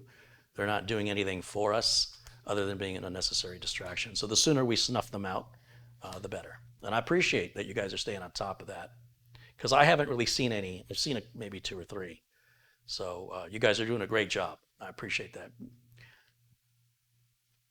Unleash the ban hammer. Exactly. Yeah. Yes, please do.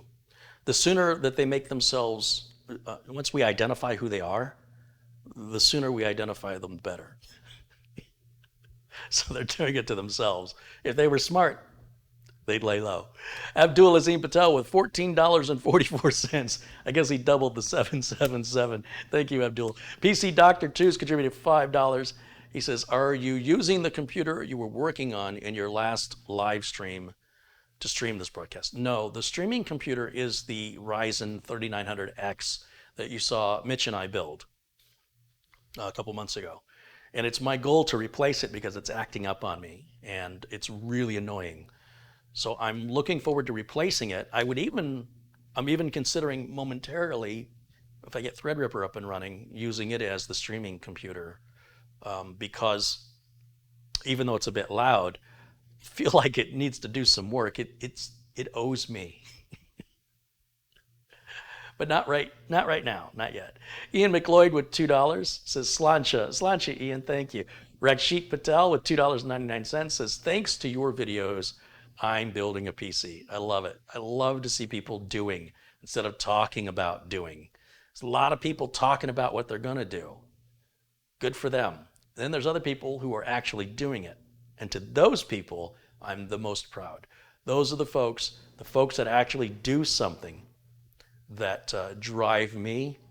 That's my reward. That's the greatest reward I get from doing this channel, is when somebody says, hey, I just built a computer, I just fixed a computer, I just started a computer repair business because of you, I changed my life, and now I'm doing XYZ. But the key word is doing, right? The key word is they're doing something that is productive, it is helpful to the community, and they are feeling rewarded and fulfilled from doing the work that they enjoy doing and feel like they found something meaningful in their life.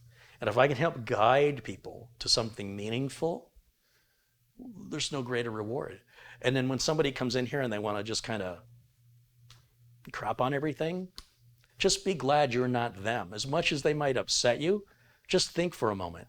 Aren't you glad you're not them? Aren't you glad that you don't wake up every day with this idea of what am I going to go and destroy today? What am I going to be outraged at that has nothing to do with me? Let me stick my nose into somebody else's business on something that has no effect on me whatsoever, and let me get upset by it. So upset that I feel the need to intervene in something that's none of my business, that's costing me no money, that has no impact on my life. Aren't you glad you don't have such a miserable existence, that that's what your life amounts to? Because that's what you're seeing in the chat room from these trolls. These people are miserable people. They're just sad, lonely, miserable people. So even though we're banning them and we feel like, yeah, you get what you deserve, there's got to be a little part of you that recognizes it's so sad. That is so sad. But just take a moment the next time you ban a troll and just take a moment to feel bad that and feel good that you're not that.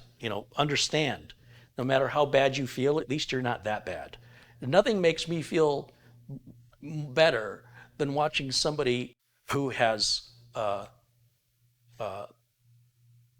nothing makes me feel more gratitude than watching somebody struggle with something that I take for granted every day, right? Somebody who can't walk. They have to deal with it, right? I walk, I don't think about it. And when I see somebody who can't walk, I think, oh, I was complaining about my legs hurting, but now, right? So when you see those trolls and then they try to upset you, just take a moment and think, wow, at least I'm not that, right? No matter how bad I might feel, I can go lower because I just saw lower.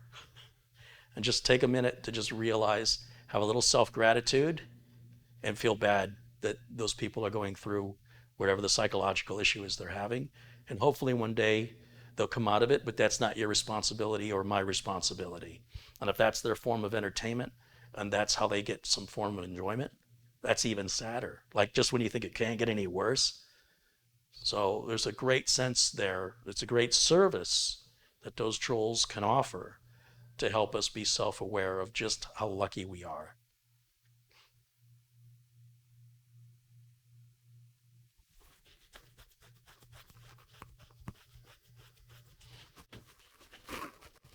Andrew says, hello, America from the UK. Welcome in, Andrew. Good to see you, my friend.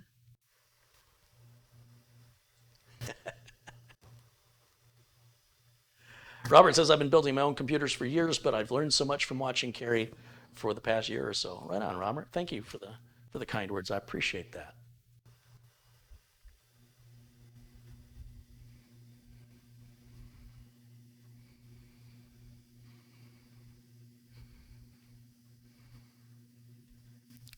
So I will tell you this. When you first start a YouTube channel, and this will give you an idea of gratitude. When you first start a YouTube channel, you say, well, how am I going to get any viewers? And it may be like, well, I'm not going to make a YouTube video because I'm not going to have any viewers. But then what happens if you do get viewers? Well, what you're seeing in the chat room happens. If you reach a certain level of success, then you reach an equal level of people who don't know you, who've decided they don't like you, that you don't know who they are, you've never met them in real life, they only know what you choose to show them on your camera, and that they feel they have the right and the authority to interfere with what you're doing and to try to act as an obstacle to your further success, when all they're really doing is building you up more by talking about you and by whether it's one person creating a bunch of accounts, all it's doing is adding to my views. Every view is more money. They're putting money in my pocket. They're making my view numbers go up. And everything they're trying to do that they think is destroying me is building me up higher. Some of the worst things people can try to do to me with regards to popularity on YouTube ends up making me more popular on YouTube. So you've got to be very careful what you ask for. If you want to hit 1 million subscribers, you've got to know what's going to come along with that. There's going to be some abuse. There's going to be some psychological warfare. And for no reason, just because it's somebody's idea of fun. And you can say, wow, that's great. That means I'm making progress. I've achieved that level of progress because before nobody was watching my videos. Which would you prefer? Gratitude. I'm very lucky that so many trolls or one very stubborn, slow person thinks it's so important, it's a priority in their life that they have to keep interjecting in the chat. That means I'm making it. In fact, I would think the more trolls there are, the more popular I am. So if there were no trolls at all, I guess there wouldn't be as many people watching. More people watching is all that YouTube cares about. Whether or not those people are watching out of anger or watching out of entertainment, it still pays the same. If they didn't watch at all, then that would cost me money. But the very fact that they're interacting is paying me. So even though it's not the interaction that I want in my chat room, and you guys are snuffing them out real quick, and I appreciate that, I want you to understand that you've got to be careful what you ask for in this world, because it may come with some items, there may be some tag-along items that come along with it. There's sort of, what's the word I want? Side effects, right? You take a pill to cure a thing, but it says, but it may cause diarrhea and abdominal cramps, So you might get popular and you have some people that show up that try and tear you down, but at least they know who I am. At least it's my channel they're coming to. I'm not going to their channel. They know my name. I don't know their name. That's why they're nobody. That's all the point I'm trying to make. Because if they were actually doing something like making a video for their own YouTube channel, they wouldn't have time to jump in here and try and mess about. But the fact that they are is increasing my popularity, it's increasing my paycheck, and the bigger the channel gets, the more of that I'm going to get, which means the more views I'm going to get, which means the more money I'm going to get. So that's some punishment. But again, what's the alternative? The alternative is that nobody watches the videos. I mean, if a troll can figure out how to make everybody stop watching my videos, they'll have my greatest respect. But until a troll can actually do that, they're nobody.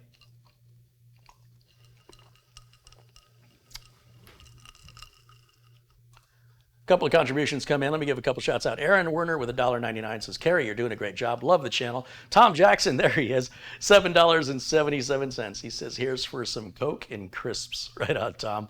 Mike Schmelzer's contributed $25. He says, hey, thank you for all you do. Your videos are helpful and inspirational. Well, thank you. Thank you, Mike. Susan Harris with $2 said, I'm using your Amazon page on every purchase now. Thank you, Susan. And there's Reverend John O'Toole says, which is faster, a Samsung M.2 and a second slot at half speed, or a Samsung SSD connected with a SATA cable? Well, an M.2 connected at half speed should run at nearly twice the speed of a SATA connection. So the SATA cable is going to be your slowest. You're going to reach about 550 megabytes a second. A half-speed M.2, meaning a by 2 instead of a by 4, because we're PCIe Gen 3 by 4 on the Intel boards, and most of the AMD boards except for the X570. So your PCIe Gen 3 by 4 is going to move about 3,600 megabytes per second. Half of that at by 2, you'd be sitting anywhere from I'd say 1,200 to 1,800, depending on, there's some variables at play there, which is still more than double what a SATA connection can do. So thank you for the contribution, John, and thank you for the question. Susan and Mike and Tom and Aaron and Reg Sheet, thank you guys for supporting the channel. Day Day says, hey, Carrie, I'm a big fan from Germany. May I ask you, what could it be causing all sorts of blue screens of death and total random moments? It's usually bad RAM. Usually. If you have more than one RAM module, turn the computer off, remove all but one, and then run the computer. I've got a video here showing how to test your memory with a program called MemTest, and I would suggest you watch that. And also put all your BIOS settings back to default. If you're doing any overclocking, just reset the BIOS back to default settings or optimized default settings. And then think about when the problem started. What did you change? Did you install anything, remove anything, put any new drivers on, get any updates? It's important to know when the problem started, because that can help you identify the cause of the problem much faster. But in general, random blue screens of death are more often than not caused by bad or incompatible memory.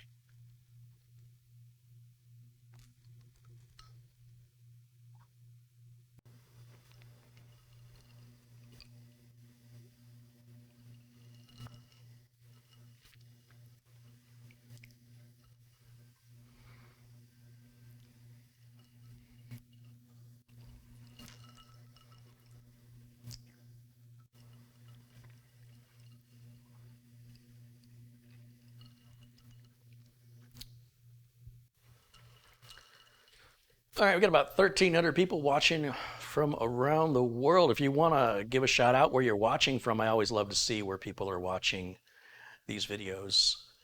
In what country are you in? Where are you located? Give us a shout out.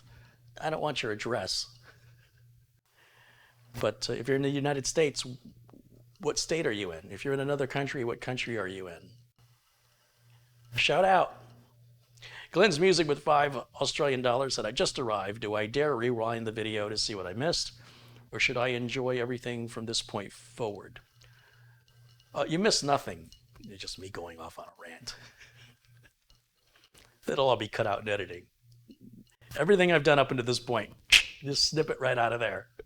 Michael Dane with $20 says, I just want to say thank you for being you and your channel for A great help when needed. Here's $20 to go get some Coke and pizza. Michael, you're the man. Thank you. And Arvid Bolaris has contributed 100 Norwegian krona. He says, put some money on Carrie. You're on fire tonight. He just got home from work. Thank you, Arvid. Thanks for the contribution. Look at people watching from Louisiana, Vermont, and Australia. We've got folks watching from Lewiston, Maine, St. Lucia in the West Indies, Fife, Scotland, Liverpool in the UK, Idaho, and Switzerland in the house, as well as Cumbria in the UK. There's Italy, Ohio, Austria, Scotland, Wyoming, Wisconsin, Georgia, Dallas, El Salvador, St. Louis, Missouri, and again, the Buckeye State, Ohio, Federal Way, Washington, Pittsburgh, Pennsylvania. More from Sweden and Algeria, Portugal, Exeter in the UK, Texas, Idaho, Oregon, the country of Trovania.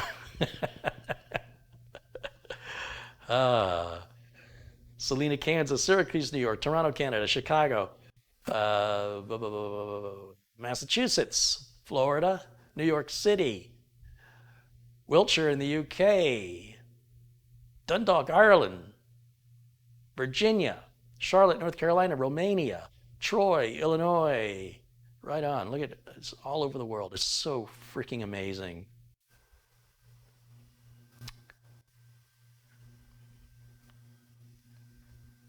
Travel Diary says hello from Greece. Welcome in. Thank you. Old Man 55 is in Arkansas. Paul joins us from London. Matt is in Charlotte, North Carolina. Walter is watching us from Chile. Wayne watches us from New Jersey, and more from Arkansas and Ohio. Mitch Hammond's joining us from Hanover, Pennsylvania. Hey, Mitch, good to see you. I remember Mitch watching, used to hang out on the old radio show days, right, Mitch? And you had your podcast. What's going on? You kind of disappeared for a while. It's good to see you back.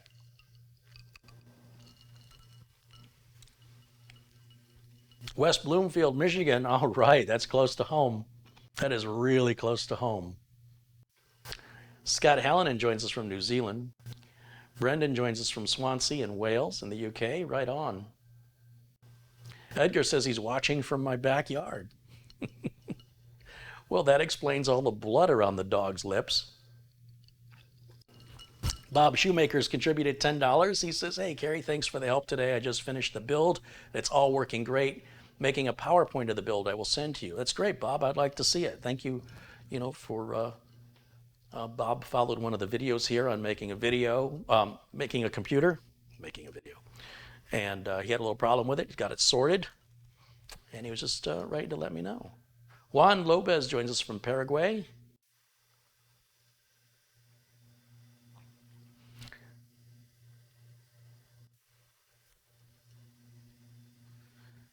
Zelmer's joining us from Croatia. Mitch says, I'm retired now. I'm just staying home playing guitars. Not Mitch Morrison. This is Mitch Hammond. It's a different Mitch.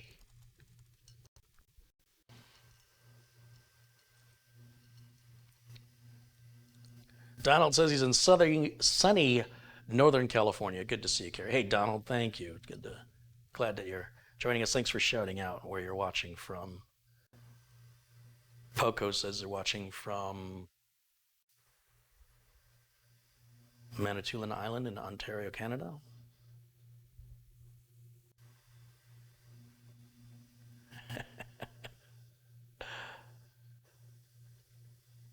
Rakshit Patel says he's in Lumberton, North Carolina.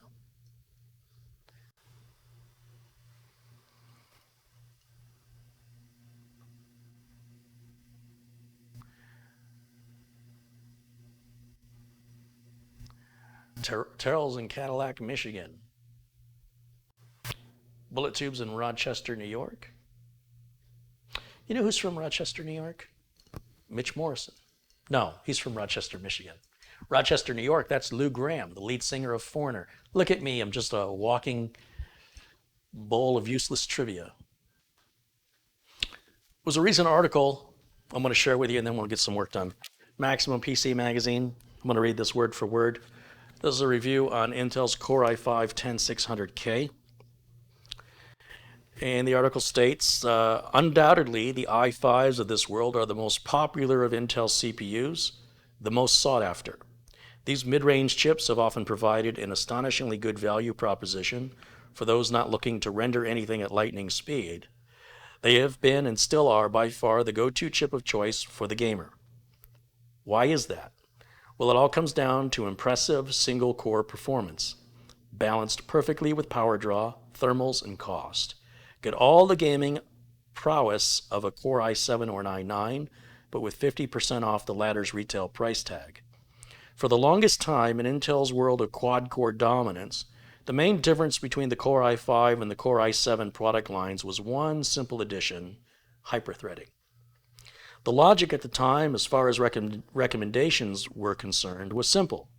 If you used your machine as part of your workday and multi-threaded applications were key to that, then the Core i7 was the processor to pick. If you didn't, and it was used solely for gaming, the Core i5 was the best solution. For everything else, there was the Core i3. Now, nothing really changed from its first to its 9th generation architectures until now. Yep, we finally crossed that sacred threshold. Intel's latest Core i5-10600K comes with hyper-threading, giving you access to 6 cores and 12 threads. In fact, mimicking its AMD rivals, every single processor, bar the very low-end Celeron parts, in Comet Lake features hyper-threading as standard. So whatever the core count, you can effectively double it for better performance in applications that benefit from more threads. So what does that mean? Well, this Core i5-10600K is almost equivalent to the Core i7-8700K launched back at the end of October in 2017. In single-core performance, it clocks up to 4.8 GHz turbo, 200 MHz faster than its 3-year-old predecessor. And it doesn't stop there either. With a new wider chip design, thus the new socket, and better solder thermal interface material between the die and the integrated heat spreader. The Core i5-10600K is about 10 degrees cooler too, and cheaper at $262 instead of the Core i7-8700K's $359. But this isn't 2017, and the landscape has evolved dramatically. Intel's biggest competition for this generation of Core i5 is AMD's Ryzen 5 3600X, and that's no slouch either. Right off the bat, support for PCIe 4.0 gives AMD the edge, certainly in terms of future-proofing, and its refined architecture and 7nm manufacturing process has helped sharpen up the low single-core IPC figures we saw when Ryzen first launched. In our testing, things perhaps fell where you might expect. AMD's Ryzen 5 3600X held the high ground when it came to any multi-threaded task, only losing out in single-core performance. This is in part down to AMD leaning heavily into PBO to keep the turbo speeds up across all of its cores for longer, and in part due to a better optimization in multi-threaded applications, the Precision Boost Overdrive PBO. Although game-changing at the time, hyper-threading just isn't quite as efficient as AMD's multi-threading, and in areas where we typically see Intel shore up victories thanks to its impressive single-core performance, AMD starts clawing back some results with it being only 5% slower. It's only 5% slower. AMD. In applications such as FryRender and TechARP's X264. In games, however, the pure grunt of Intel's single-core performance and extensive optimization shines through, with a solid 6 to 7% performance bump noticeable in both of our testing titles. We're also seeing lower temperatures on our Core i5-10600K than the competition, and yet lower power draw on Ryzen. It's a whole mixed bag. The two chips are very impressive and very similar, but there's one caveat, and that's the price. Right now, AMD's readjusted its processors to capitalize on Intel's new launch, and we're seeing the Ryzen 5 3600X available for just $200, down from the $250 it originally debuted at. It's not a huge drop, but if you combine that with the included cooler and the peace of mind knowing you have PCIe 4.0 compatibility, and it certainly delivers a blow to the i5. But if you're dead set on Intel, and if you're after a new gaming processor that you can dabble in multi-threaded apps, then Intel's Core i5 still represents good value. However, the reality is that AMD's Ryzen 5 3600X is just better for the money and the better recommendation if you care at all about future-proofing. That's from Zach's story. Zach is the editor of Maximum PC Magazine. And I think I've been talking to Zach, and I want to bring him on and interview him because he's only been in the industry for 5 years. 5 years. And he's already the editor. I mean, that's an incredible accomplishment, and I can't wait to interview and learn more about him. He's in the UK, and he's not visiting. That's where he lives. It's where he's born. And imagine where you could be 5 years from today. Could you be editing a computer magazine? Well, Zach has done it. He started writing, doing tech journalism, and it has led him to that position. Just woke up one day and said, that's what I want to do. And 5 years later, look at how much he's accomplished. Look at what he has achieved in just 5 years' time. And if that's not inspirational, I don't know what is. And what a great, well-rounded article. We're not really pairing sides here. We're not saying this one is absolutely better than this one. We're saying, you know, depending on your mindset, your value system, you may, you know, helping define those differences so you can align your value system to make the purchase that's right for you. But neither chip is better. I love the way that article is written. It's very, very well done.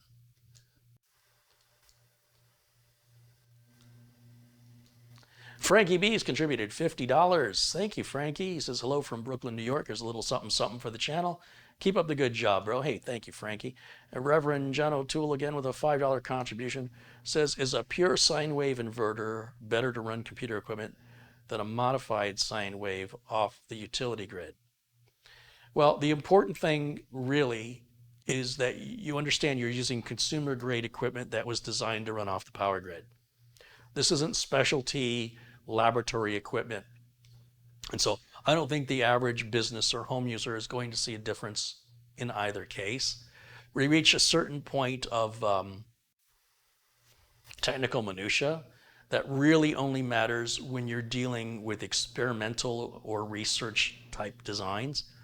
Once something has been released for consumer use, it's pretty well bulletproof with regards to that. You know, whether it's because they do sell power inverters and UPSs that it's all marketing at this point, right? They're trying to instill in you a reason to spend more money when it's power supplies don't require it. Motherboard doesn't require it. Your power supply is doing all the work. Your power supply is not going to last any longer because of you're running off of a pure sine wave versus, you know, a modified sine. It's not going to make a difference. No. It's just not a requirement. And when it's engineered, designed, and built, it's built to be plugged into the wall by the average Joe. It's not built to be plugged in by professor scientist rocket ship guy who's, you know, creating a quantum computing nano computer. It's just, that's for them. You know what I mean?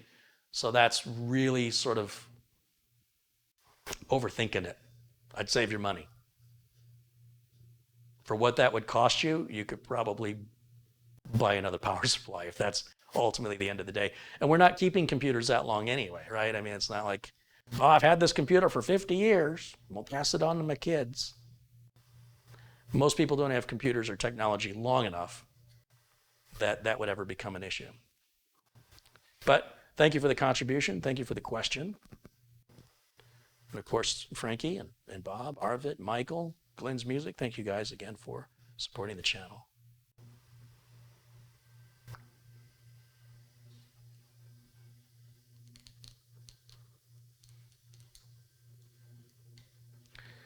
So what I need to do is tear this thing down. I have to say I really like I like how this cooler installs. I like that the screws are right here on the outside. I like that it can only be installed in one direction. It's a benefit, finally a benefit to AMD socket design, at least on Threadripper, although it's similar. These two screws are wider. These two screws are closer together. Same on AM4 sockets with the Ryzen chips, the regular, non-Threadripper chips. This is a much larger heatsink because the Threadripper chip in and of itself is a big chip. Well, I'll just show it to you. Tearing this down is relatively simple because this NZXT case was really well thought out when they made it. At the time, I'd never used an NZXT case like this before, and I was blown away. If you go back and watch the original build video of this, which is linked in the video notes below, you'll see my reaction to just how easy everything was, above and beyond what I was anticipating. And just taking this off, is super easy. Now it is going to be heavy, and normally you would want to do this with the computer laying completely flat so it doesn't fall. When I take this last screw out, this is a big heavy heat sink. I don't want it to fall. It could damage not only itself, but anything it hits on the way down. So ideally, you'd work with the system completely flat. What's holding me up? Something is... Oh, we got a cable down here. That's what we... So you have a power cable there. And then behind the graphics card, looks like we've got a power cable. You'll see that big area there. That's our CPU. It's gigantic. And I guess I'm going to have to take the video card out, which I was going to do first, but I didn't realize because this has RGB, it's got another power connector plugged in over here. And now it's going to be a trick for me to hold this in one hand and take the graphics card out with the other. And this just kind of comes along, it's a big chip. It's going to need a big cooler. And I don't have any complaints about this cooler other than it's kind of loud. But it does seem to be doing a pretty good job at cooling, and it is the quietest, as loud as it is, it's still the quietest one I've put on Thready. And if we remove, there's 3 screws that hold this graphics card in. This takes up 3 slots, this monstrosity. I'm pretty sure when I turn this thing on and this video card powers up, I think my neighbor's lights dim a little bit. I don't think it's the most power-friendly graphics card. And the performance on it, I'm only hitting about 7,000, a little over 7,000 on the TimeSpy benchmark. And to give you some perspective, I can hit over 6,000 with a 1660 Ti graphics card, which sells currently for about 25% of what I paid for that card. But again, when this card was available, a 1660 didn't exist. Now, should be able to just pop this bad boy out. So this is the Sapphire Nitro Vega 64. It's a beast as far as weight and size. Not so much in performance, but it's a hungry beast. So in the back here, we've just got a regular SATA power cable that powers the RGB on the back of this cooler. And I want to wipe all that thermal compound down now with a paper towel just because it gets messy, moving parts around. And if I don't clean it up now, it's probably going to end up on me. So I just take a moment, and this isn't prepping it for a new installation because I'll use rubbing alcohol and a Q-tip to clean it. But what this does is it gets the bulk of it off of there from getting on my hands and my counter, etc. And you see that's a pretty large surface area when you compare it to a normal desktop CPU. And as I mentioned, AMD does not make a cooler. They don't make a reference cooler. So you're kind of stuck with whatever the third-party manufacturers that have designed for AMD decide that they want to manufacture, right? Well, it's up to their imagination or their manufacturing capabilities. And as such, you have very limited choices when it comes to cooling when compared with, a standard desktop processor from, a standard Core processor from Intel, or even the regular Ryzen series of chips that are non-Threadripper chips. And it's such a large chip, I'm having to use 2 paper towels just to get all of the thermal compound off of this chip. It's just It's a lot. It requires a lot. Now remember, this is a first generation chip, and they've supposedly been significantly improved, and I don't doubt that one bit.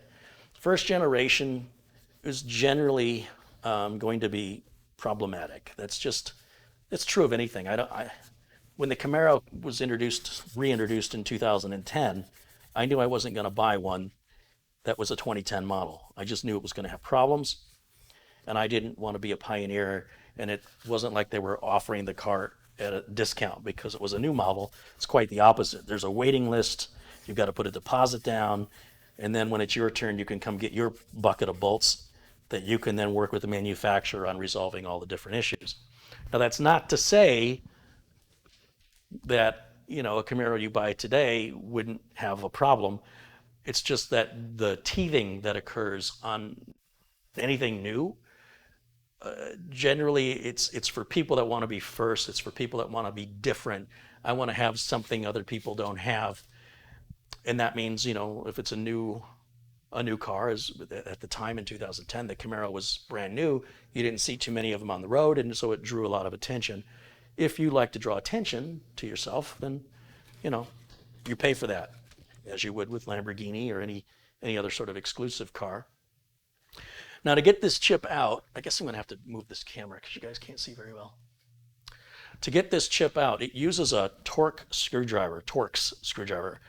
And there's screws, 2 screws on the bottom, 1 screw on the top, and then the whole chip is going to slide out of there. And that requires a tool. And when you buy the CPU, it comes with this tool.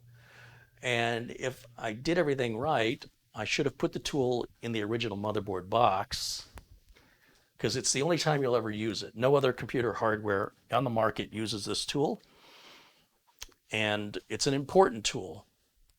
So back here in my office, I've got the motherboard box, and I'm hoping, if I stay organized, that I put the tool in here. I don't know that I did, to be honest.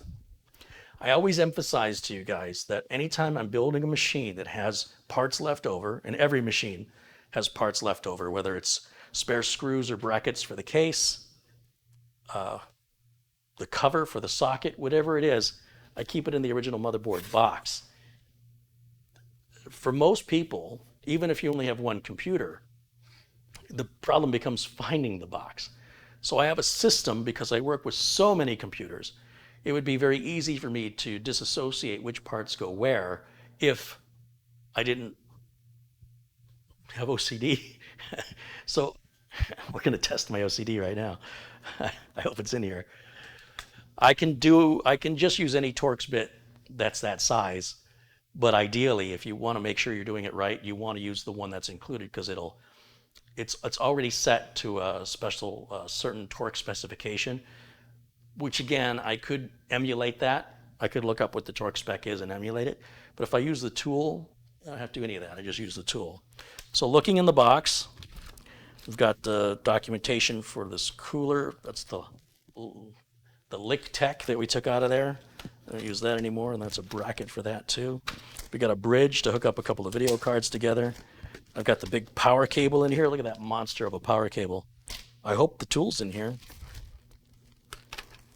We've got some kind of a Allen wrench doohickey thing majig. We've got, let's see, case instructions, CPU slot cover. Uh-oh. Oh, got it. So this is the tool. It says Threadripper right on it, and it comes in the box with the processor, and it will click when you hit a certain Torx setting. Not sure what size bit that is. I can't remember, but all those specifications and stuff are all online. It's not a secret. And let me put this away. This is the board we've got now, which is I thought this was Asus. This is a Gigabyte X399 ARS Gaming 7. Was I thinking that was Asus? I don't remember. It doesn't matter. That's what it is. And then what I think I'll do is we'll just take all the M.2 drives and RAM out of this, because obviously I don't have any use for this board, and I need to use the RAM and M.2 drives on the new board. So we're just going to pull all the cables, so our front port umbilicals, our front USB, the front port audio, That's all these cables down here on the bottom. We're just going to pull those for right now. And then they'll be reattached wherever they go with the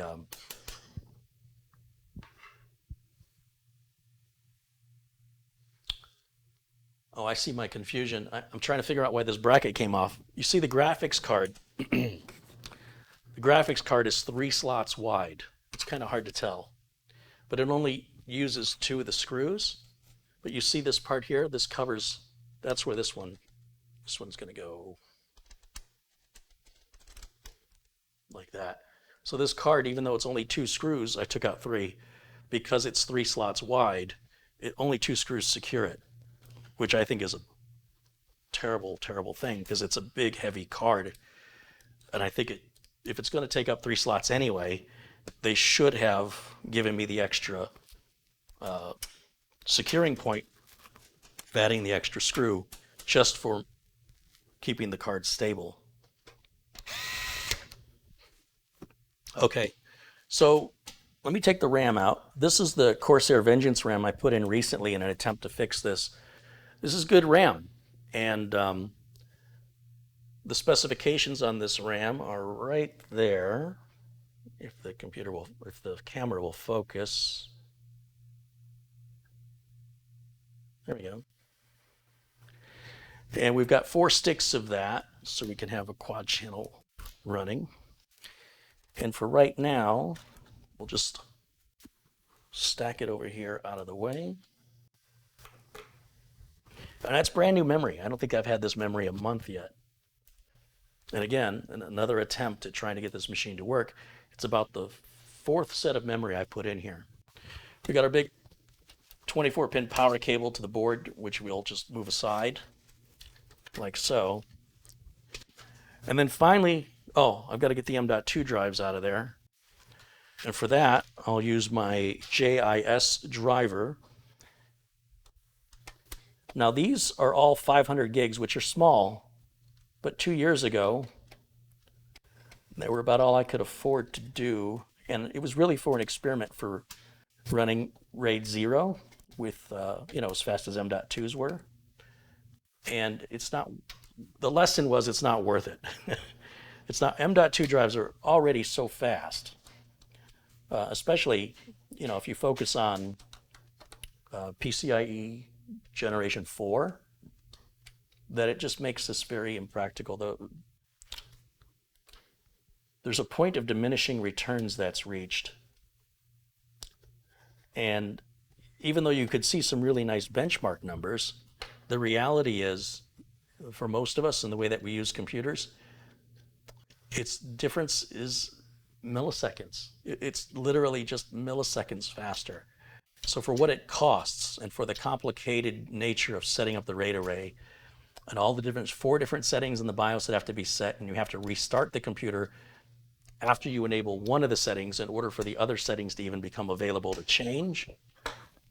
And every time you update the BIOS, you have to repeat that. It just sort of like, well, why bother for milliseconds?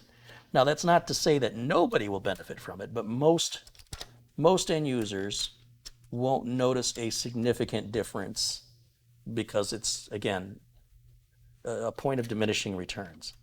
So we've got one of the M.2s there, and then we've got another M.2 under here. And you can only do this with Threadripper or, X299, because if you have a regular desktop like an AM4 or socket 1151, you don't have enough channels to the CPU to benefit from a RAID 0. It'll only make it go slower. So there's 2 of our M.2s right there.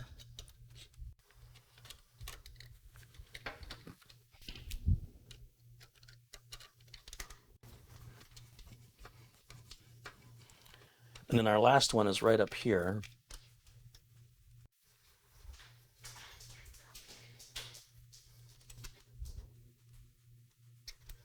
There we go. And you can see just breaking this down, it's pretty quick. No big deal. There's our 3rd one right there.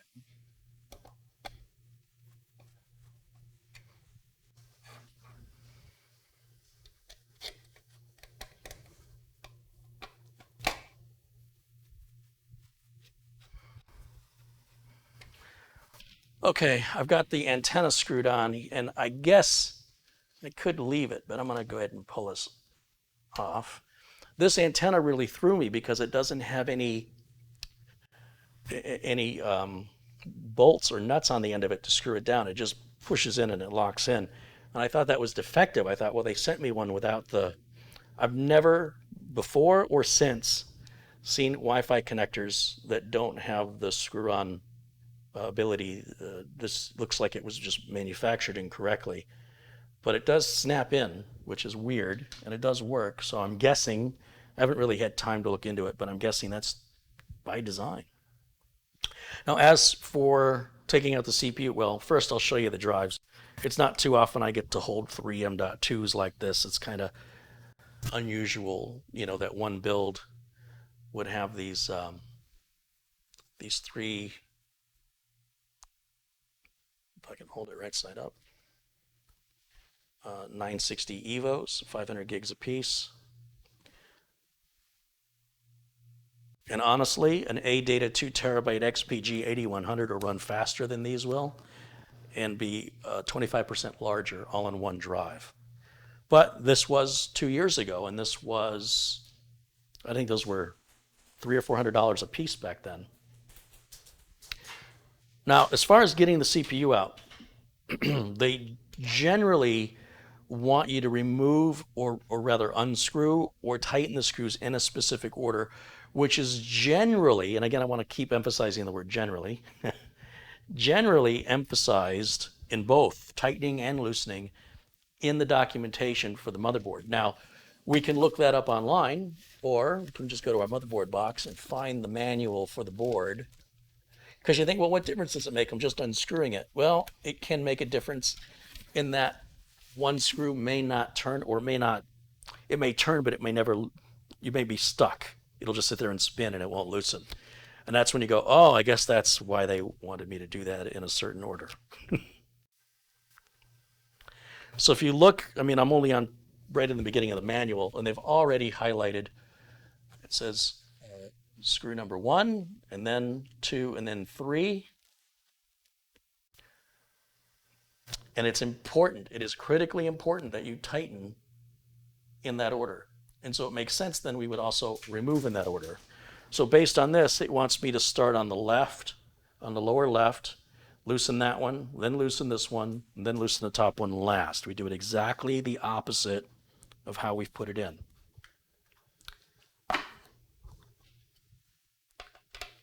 So we start on the one on the left. I'm going to just break it free. Break that one free. And then I'll break that one free. And now I can go ahead and remove or completely unscrew this one. You hear it click. That's because the screw is hitting the end of the socket and it has nowhere to back any further out. So it's getting pushed back against it. And these aren't very deep screws. You don't have to turn them very long. And we take that last one out and the whole bracket just opens like this. It's almost like any other bracket on any other CPU, but just a lot larger. And then this whole piece should swing out. There's these little blue, I don't know how well the camera can pick it up, but there's these blue tabs. And the delicate socket is underneath. The socket, by the way, mimics Intel's design. I think that's pretty interesting that when AMD wanted to make serious high-end processors, they put the pins in the socket. They saw the benefit of Intel's design there and obviously borrowed from that, which they don't do on their desktop systems, but Intel does. And, you know, there's pros and cons to each way. You can see there's still quite a bit of thermal compound around those edges that I couldn't get to while it was in the socket. And this orange frame is a part of the CPU. You do not take that off. That is a part of the CPU. It is a part of form and function. It is not to be removed. And I want to just take another paper towel at that and try and wipe up some of that excess thermal compound, knowing full well that when I put it into the new board, it's just going to have more thermal compound go right back there. But this stuff is probably 2 years old, right? Because when I changed the coolers, I never took the CPU out. And there's quite a bit. of thermal material because it's a big CPU. So if we look at the, you see how much is coming off on this. And then of course I will use a Q-tip and some denatured alcohol to give it a good thorough cleaning before I go to reapply any thermal compound to it. But I want to get these edges real good right now before I put it back in socket. Not a whole lot of heat's being dissipated off the edges, so that's not important that we hit that with, rubbing alcohol and a Q-tip. But I would like to get the old thermal material off of there.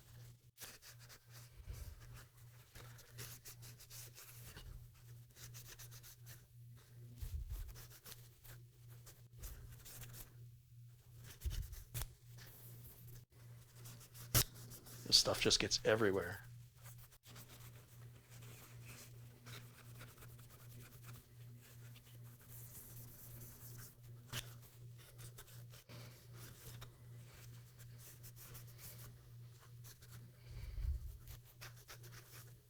Yeah, a lot. There's a lot of thermal material just off the edges of that chip. But that's our chip. That's our 1950X, a couple years old now. And you can see it's pretty big. It's pretty big. If you're curious about that underside, I was talking about the mimicked Intel there. You can see it looks just like the bottom of an Intel processor. Same exact design. And it should tell you something. The message to get from that is clearly that's the way of the future. When Ryzen is Threadripper is supposed to be the advancement of the chip, this is the future of the chip, then you know AMD is heading in that direction with their consumer stuff. You watch, you'll see. But their commitment to the AM4 socket means that they cannot do that yet. But that's where they're going.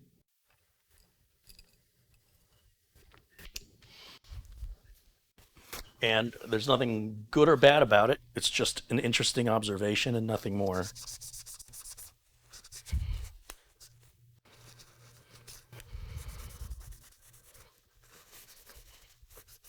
I still can't believe how much thermal material is coming off on this.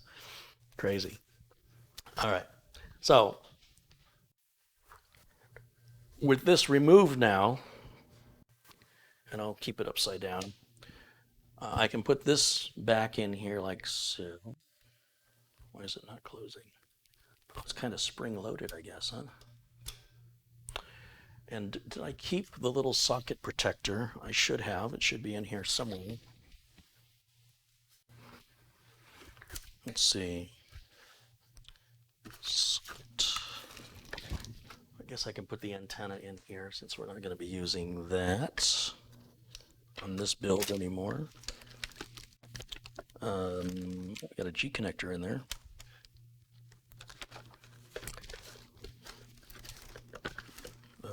Well, this is the support bracket for the video card. Yeah, because that's a thing.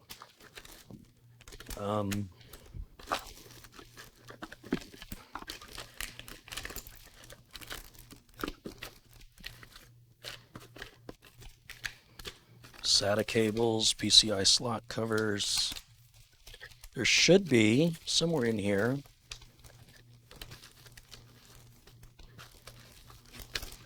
a protective cover for that socket.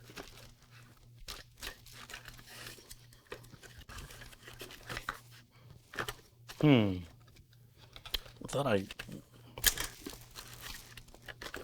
thought I saw it when I first opened this up. These are all the spare screws and stuff for the case. And it's important if this new motherboard works well, that I need to take everything out of this box that stays with the case. So like this PCI slot covers, this is an old cooler bracket. We're not going to need that anymore because that's from the all-in-one that we had at one point. There's power supply cables in here. That'll get moved over if the new motherboard works. Here it is. So this is the little slot cover that I was talking about, and this just replicates the CPU. Okay, so you've got the CPU and then you've got basically a dummy CPU. You'll see they're both very similar. This just fills the hole, if you will, that the CPU goes in.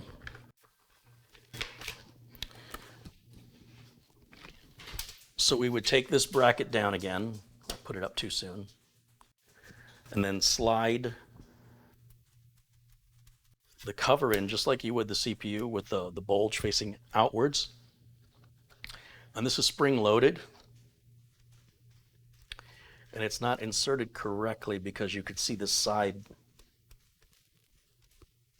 is coming out. So I must have done that wrong.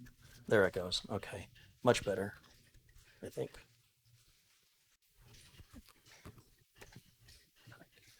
And it goes all the way down. And then when we push this up, it should lock in. And then we can bring this back up and then tighten it again. It'll tighten. And at this point, it isn't that important, except that you can strip the screws out. So we're going to keep it to the spec, which is the top one. Hear that click? That's your torque setting. And then 2.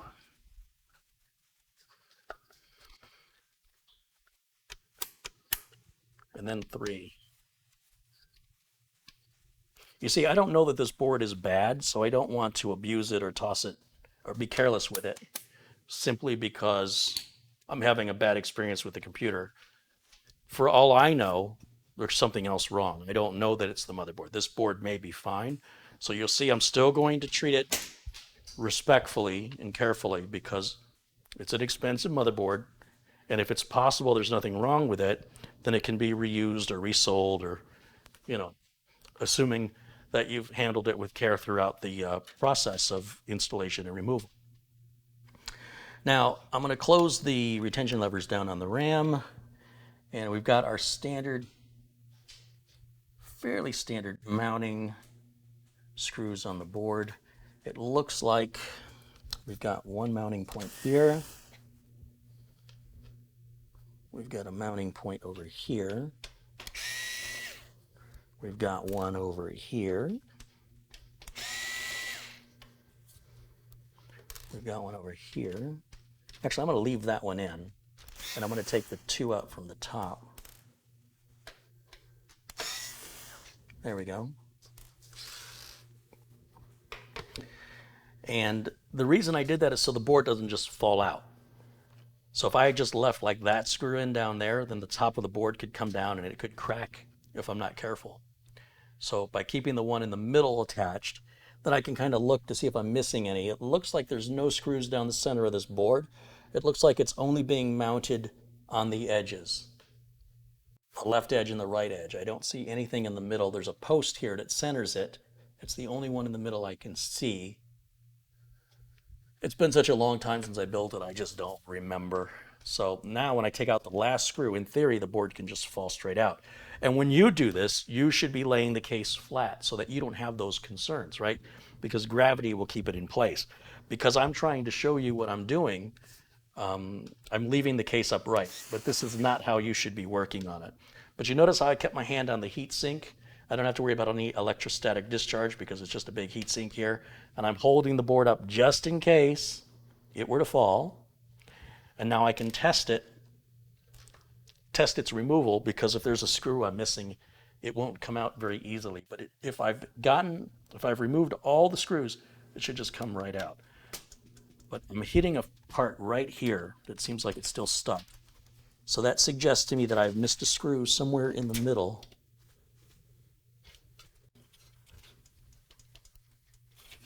I don't see it.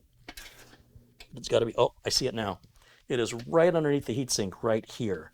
So again, I want to make sure, especially now that I've loosened the board, hold on to one of the heat sinks so that that board doesn't fall out. It's heavy. And if it falls and I don't catch it, it's probably going to damage itself.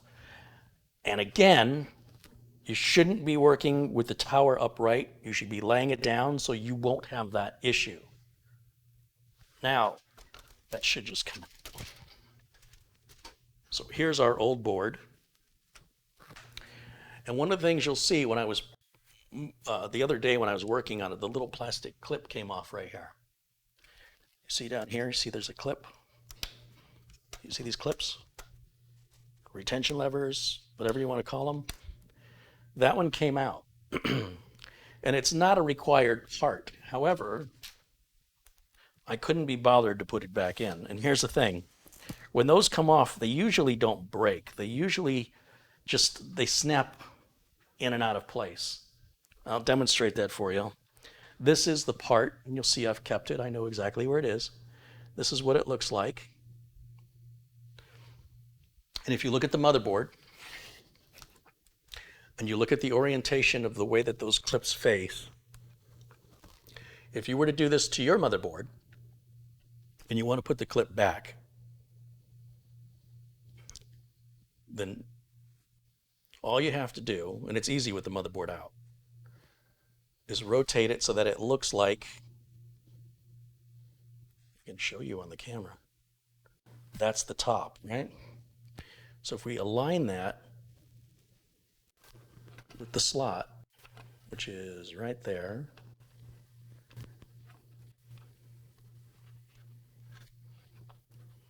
it should, it's a little difficult for me to do this on camera, but if you align it right, you'll feel it. It just locks right. See, it's in there now, just like that. It didn't break. It's just that the little snaps, it snaps in place, and it just unsnapped when we were pulling the graphics card out, and I just left it out, but it didn't break. It just goes right back on.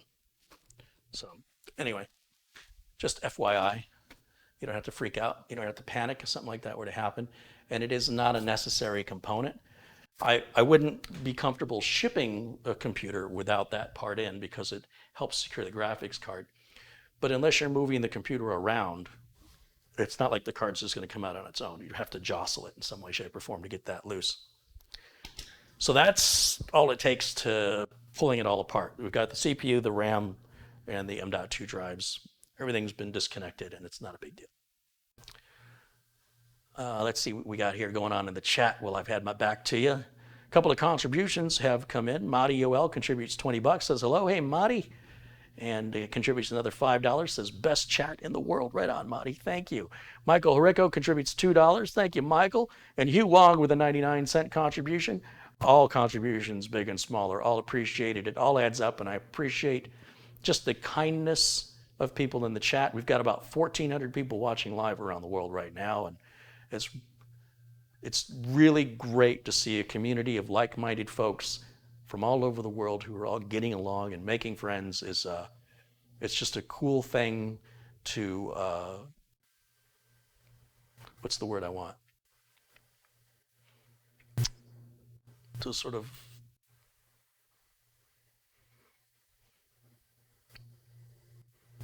I can't think of the word, to just be able to see it, you know, to be a part of it, to allow the opportunity for this to exist, to caretake it, to, there's a word for it.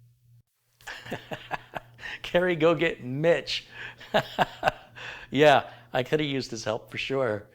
Thanks you guys for the support. Thanks for the, for sharing kindness in the chat room with each other. I think that's just really awesome.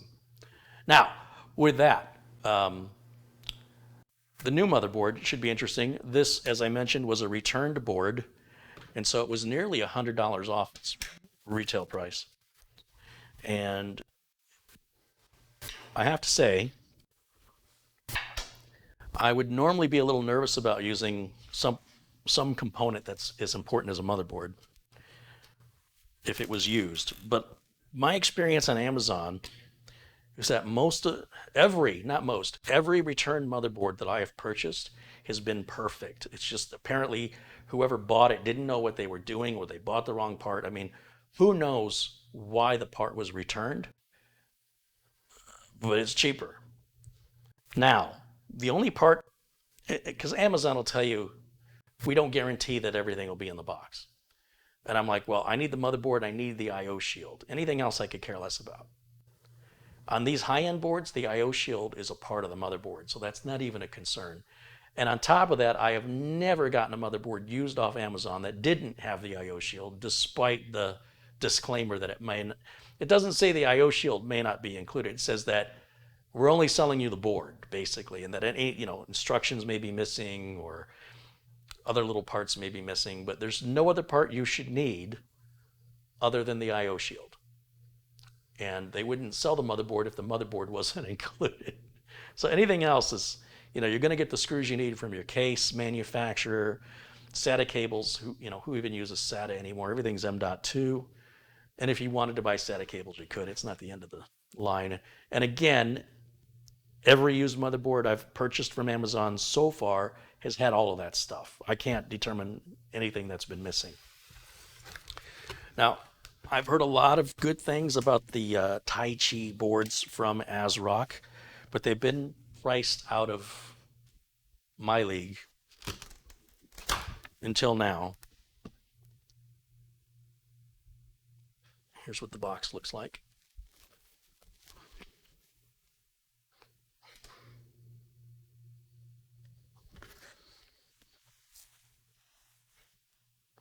Got some fancy packaging, because, that's important. Jason Baum contributes $5, says, love the Taichi line, good quality and a cool steampunk look. I'm all about steampunk. I'll take it. More importantly, does it work? That's my main concern. So as you're witnessing, again, live and unscripted on YouTube, I'm going to cut the tape on this box.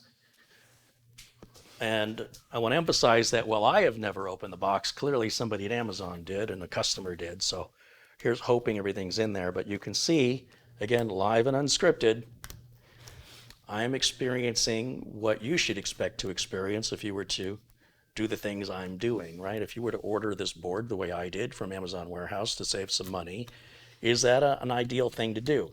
Well, if you're a technical person, yes. If you're doing your first build, no. Why would you do that to yourself? Now, somebody who's a technical person can probably work around whatever challenges they would know, for example, if something were missing right away, versus a first-time builder might reach a point of the build where the instructions say to get this part and plug it in. You'll say, I don't have that part. So you don't want to buy used products or refurbished products if you're a first-time builder.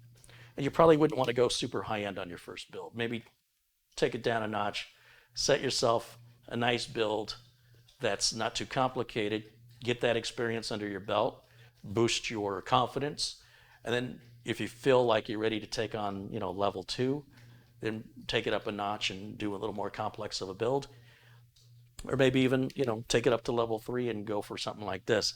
But starting out at level 3, and especially starting out with any used component at all, is going to confuse you potentially as to whether or not you did something wrong, or you lost a part, or the part was bad. See, I don't know why this was returned. I don't know. Maybe it's bad. I don't know what Amazon does to test it, quite frankly. I don't know how good their testing is. But I know I can return it real easy. So that's where my confidence comes from. And I don't have a customer waiting for it. If a customer was waiting for it, I wouldn't have this luxury. Likewise, if you're building for yourself, those same considerations apply. There's 2 boxes in here. There's the main motherboard box. And then there's another box of some parts in there. So let me set this somewhere. Just put it, where put it? Running out of room. We'll just set it here for now.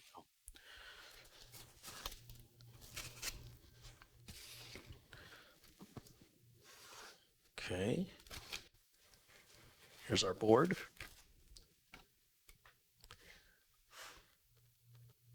I/O shield is not built in. Look at that. Look at that. No built-in I/O shield. That's interesting. So hopefully there's an I/O shield in the box.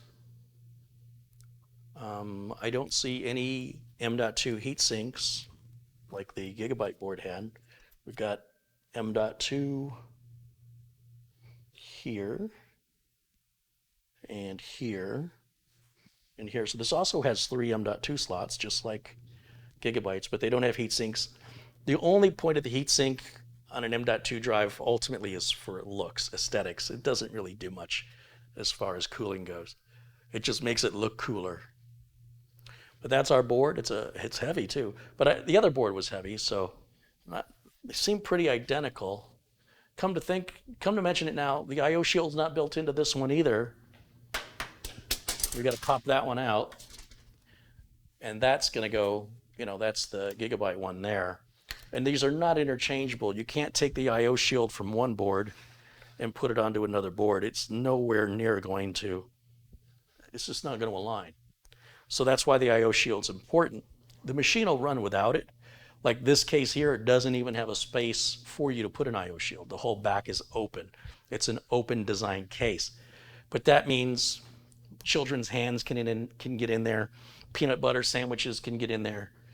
Small animals can get in there. Bugs, cockroaches, spiders, dog hair, cat hair, human hair can all go into this case, which is, in some environments, the exact opposite of what you need. And as a result, not having a rear I/O shield doesn't make much difference. But on a regular computer case, which would normally be sealed, without having this, then you've got this open area where it opens invitation to fingers and bugs and spiders and other undesirable effects that you pretty much want to keep away, generally speaking, from your tech. Now here's hoping I have an I/O shield in here. Let's see what they've included. They've given us a couple of M.2 screws. It really seems like Amazon is including these screws, even for motherboards that don't have M.2 drives. It's almost like it's become such a popular missing item that they're just making sure that any return board gets these taped to the lid. Then in here, look at this, we have an I/O shield, and look, it's completely sealed. It's never been opened. Now, it's not like Amazon's got these laying around. This suggests to me whoever bought this board never installed it, because this I/O shield is specific to this motherboard only.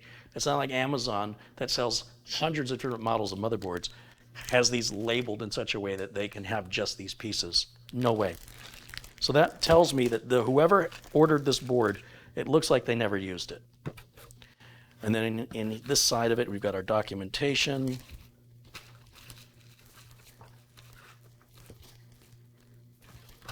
We've got a bridge to bridge two graphics cards together. And once again, the manual, which should identify, again, the tightening order. Remember, the wrench comes with the CPU, not with the motherboard. So everything appears to be there. We've got antennas for the Wi-Fi. And if I look right here in the beginning of the manual, we should see the same recommended tightening sequence for the CPU. There's our directions showing how to slot the Threadripper chip in. And there's a tutorial video with a QR code. It's a nice touch for people that want to do that.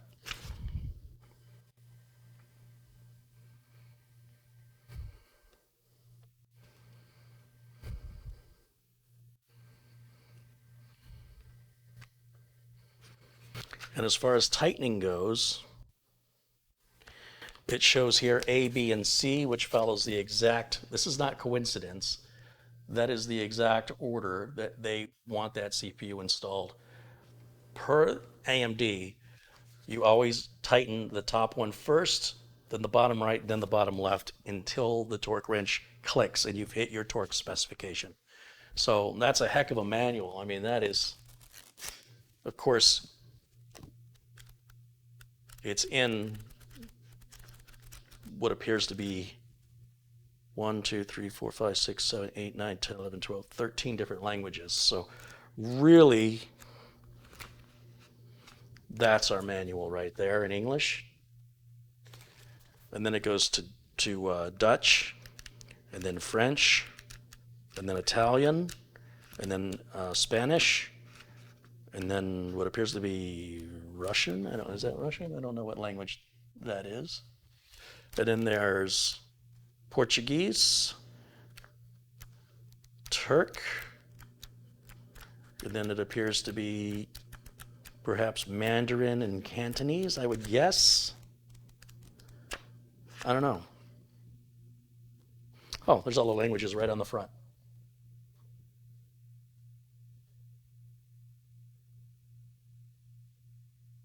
That's why the book is so thick. Don't let the don't let the thickness of the instruction manual intimidate you, because the actual part that's in the language you can read is just about 1/10. That's all it is.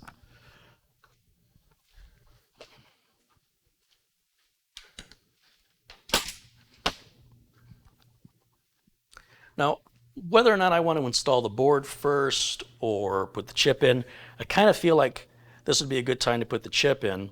And I noticed on the motherboard just now, it even numbers those screws around the socket. See, the first one says 1, and then the lower right one says 2 with an arrow pointing down, and the lower left says 3. That's how critically important. I cannot underscore this enough. And I've had people write into me, seriously, and they said, you know those instructions that say you should tighten those things in a certain order? Well, they're not kidding. I stripped mine out. And I'm telling you in the hopes that you'll tell your viewers that's not something advisable. It's absolutely critical that you follow that tightening order, because it costs them a lot of money, because the manufacturer says, hey, that's not our fault, you broke it. So I'm going to start, I think, what do I want to do? Let's flip this box over in the hopes that you might be able to see a little better.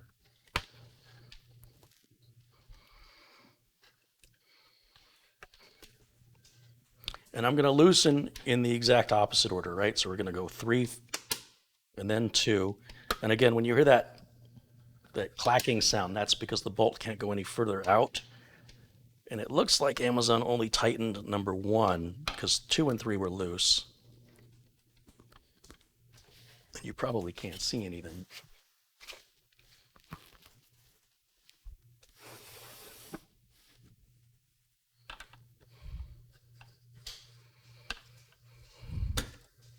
There it goes. That's spring loaded. See that? And this one will also be spring loaded. When I pull these blue tabs,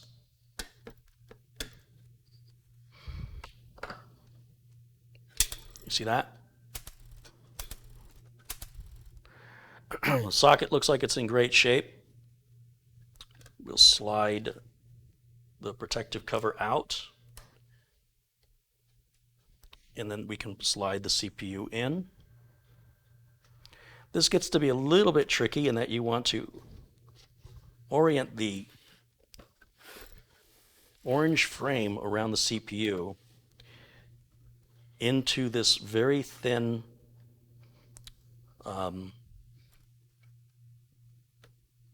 effectively it's a frame itself, but there's little catches that you want to make sure that it's resting on to ensure that it's seated correctly. And it looks like I nailed it on the first try. But what I'm looking at are the grooves. If you see the black frame of where I've just installed the CPU, and what can happen is it'll slide out like through the sides. And this is where people can have seating issues with their Threadrippers, is over that. You want to watch this black, well, in this motherboard, this part is black, and it needs to sit on that ridge. And then there's 2 little tabs, which you probably can't see very well, right at the very bottom that seat down. And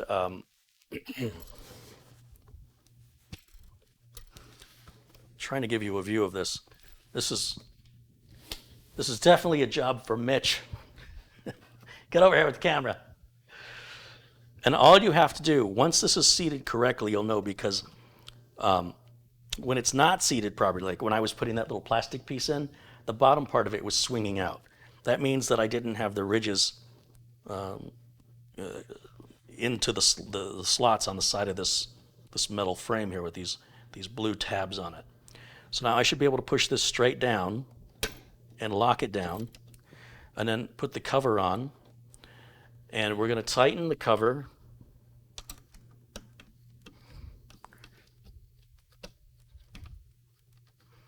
by starting with the top one first. It says number 1.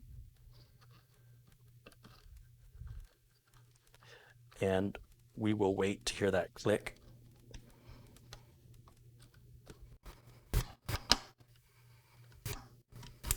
There it is.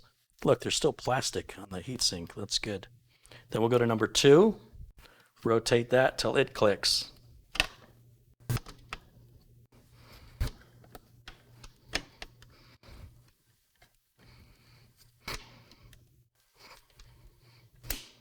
There it is. Then we'll go over to number 3. And remember, when you want to open it and take it out, you go in the exact opposite. You go 3, 2, 1 instead of 1, 2, 3. And that's the same for every Threadripper chip. Whew, that's not good. Okay, so that gets our chip installed.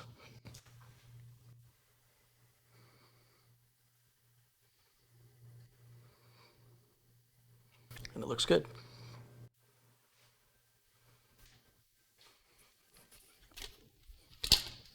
That's why it's important that you hold on to all the spare parts. I did not know 2 years ago when I built this that I was going to need this again. Well, I figured I'd need it one day, but good luck finding it. I mean, how many systems have I built since then, right? About 100? So, oh, I got plastic here too. Look at this. This, I don't know why Amazon said this is a used board. It's pretty obvious to me. Nobody used this board. This is brand new. Now, before I install the motherboard, I stopped to put the I/O shield in, which I was getting to. I was so fascinated looking at all the, I was expecting, you know, missing stuff. I've been on sort of alert when I noticed that the I/O shield had never been out of its package before. So we'll do that now. Let's get it out of there and get it installed in the case, and we can install the motherboard.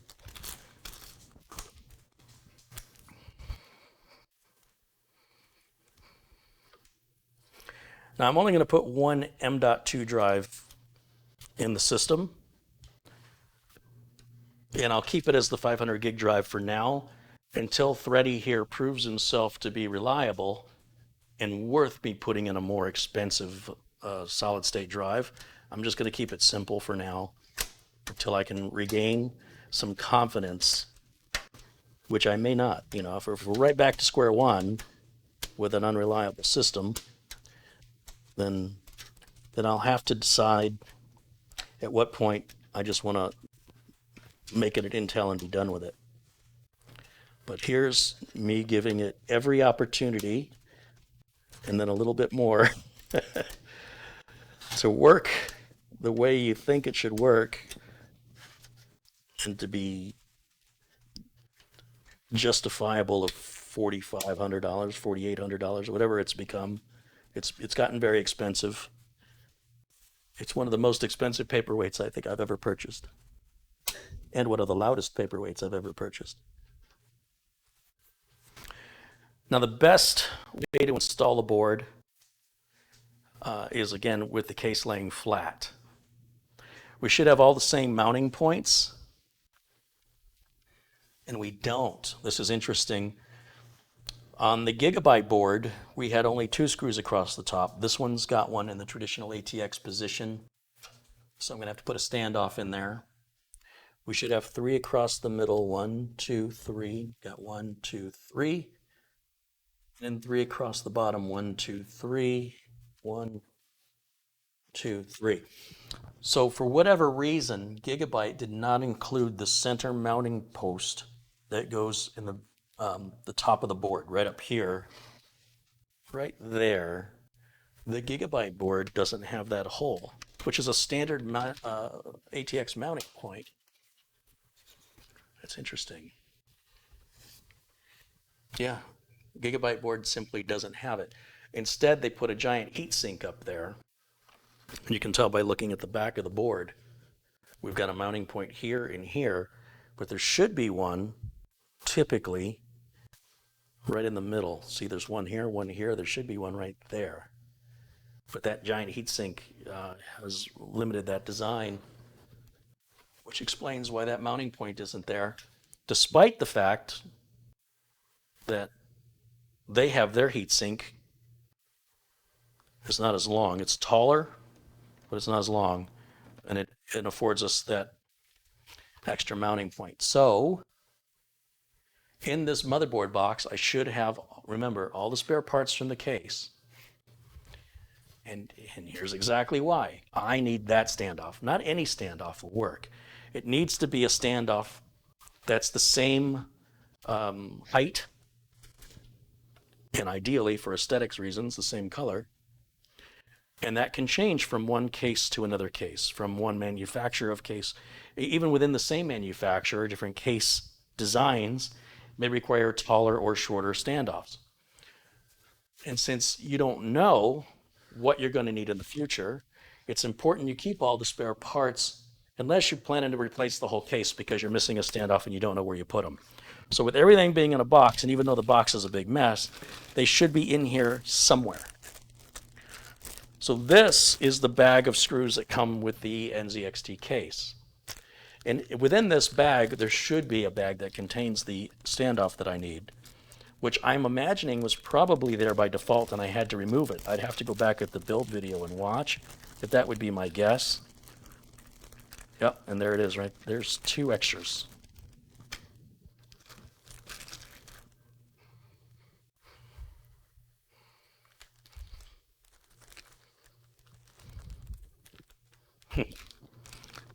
Has to be the last bag I take out. Of course it does. Look at this, I even have a spare standoff and screw for the motherboard. I wonder what that went to. That needs to stay with the motherboard though. So this is what I'm talking about. These will go with the new board in the case. That stays with the old board. It's stuff like that that'll get you in trouble years from now or months from now when you want to add or change something and you can't find that one little part. And it turns out you took everything from one box, put it in another one, and now you've interchanged or intermingled two different parts from two different boards, and now you don't know which is which. So it's best to get it organized now so that months from now you don't have to think about it. It's all just right there. So in this bag, they've given us, there's a standoff and there's a thumb screw. I wonder where the standoff went that I removed. I thought there were two.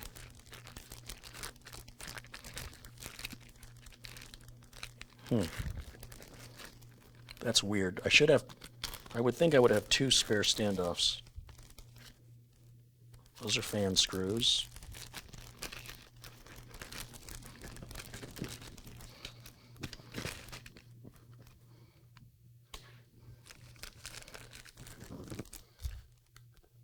Motherboard mounting screws. These are like M.2.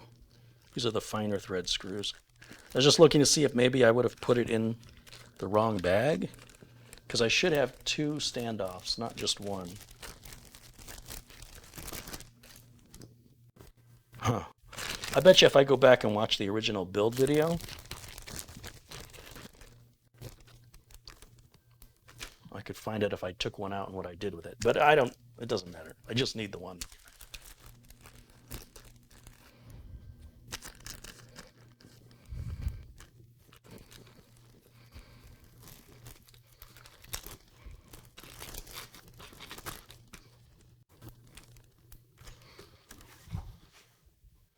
And that's going to go right up here in this middle position. And then it's a 5mm, which I keep just a socket just for that. That's going to go right there.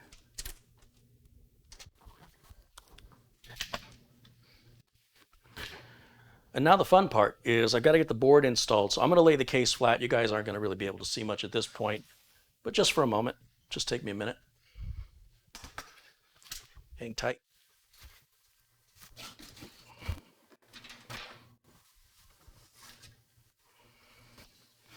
I'm going to put this other I/O shield in this motherboard box. belongs. So again, try and keep things organized before I have to figure it out months from now and I can't remember. And we'll take the board, pick it up by the I/O shield, or use the heat sink in the edges, and we don't have to worry about any electrostatic potential causing any harm to anything. Lower that in.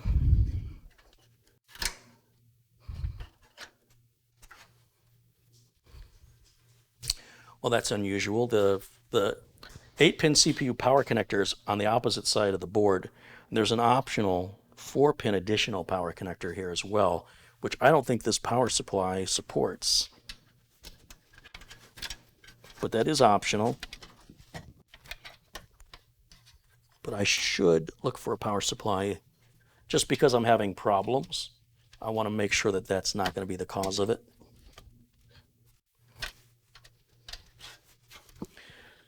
One of the difficulties in getting the board installed with all the cables is that the cables are all getting trapped under the board, and it's important before I secure the board down that I free up any cables that are trapped under the board, because once the board gets secured down, it's going to pinch those cables. It's also going to make the board harder to install. Oh, we have yet another standoff that I didn't realize. I didn't see that one. So I do need another standoff. I'm looking on the board. Oops. I don't know why I didn't see that before.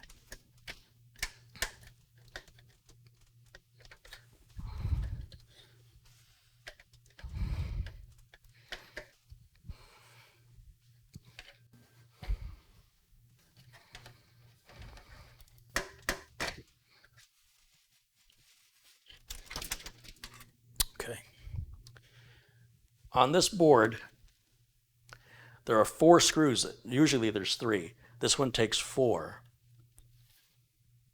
And it's this one that threw me. I didn't notice that. So there's 1, 2, 3, and then 4, all on that one side. That is very unusual. And now I'm a little concerned because, well, I should have had 2 standoffs in that bag. I only had 1. And well, I could just put a little plastic standoff spacer. My preference is to have the standoff installed the way it should be, because this is an expensive build. I don't want to cut corners.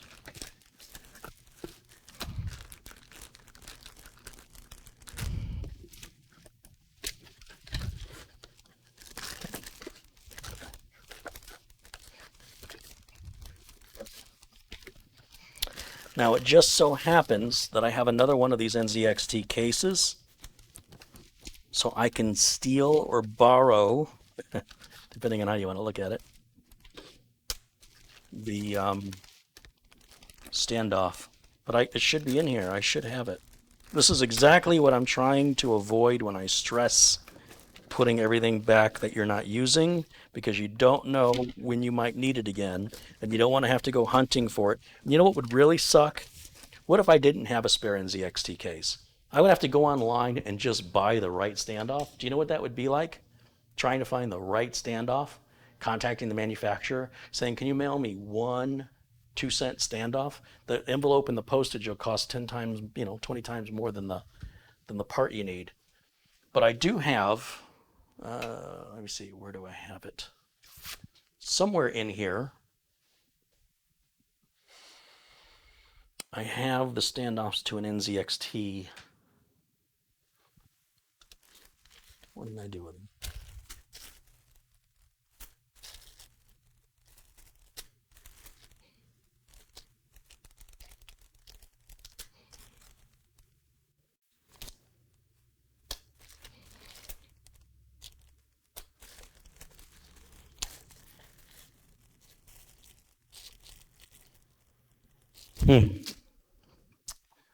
Well, hold on a minute. Oh, I don't want to have to pull that all the way out. Where is it? There's got to be another option here. No, it's not that one. It's probably that box that has a bunch of stuff on it I'd have to dig into. I'd rather not get into that right now. Let's see if I have anything else I can use.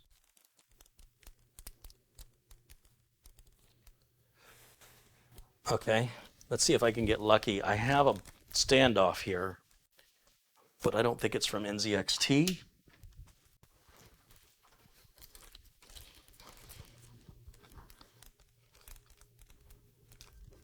This looks completely different.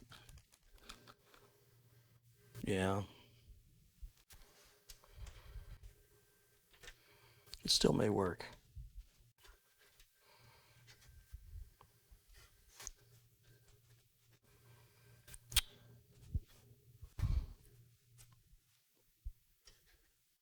See, the problem may be that the standoff actually takes a different screw type.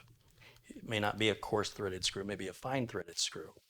I don't know, but I'm going to find out. I can already see this standoff is different. It's glossy black instead of flat black, so it looks different than all the other ones. Nobody's going to see it when the motherboard's put in. My only concern is whether or not these screws that I've removed from the other standoffs will fit in the one. If it fits, I'm good to go. If it's a different thread type, I'll take it back out and have to find another one.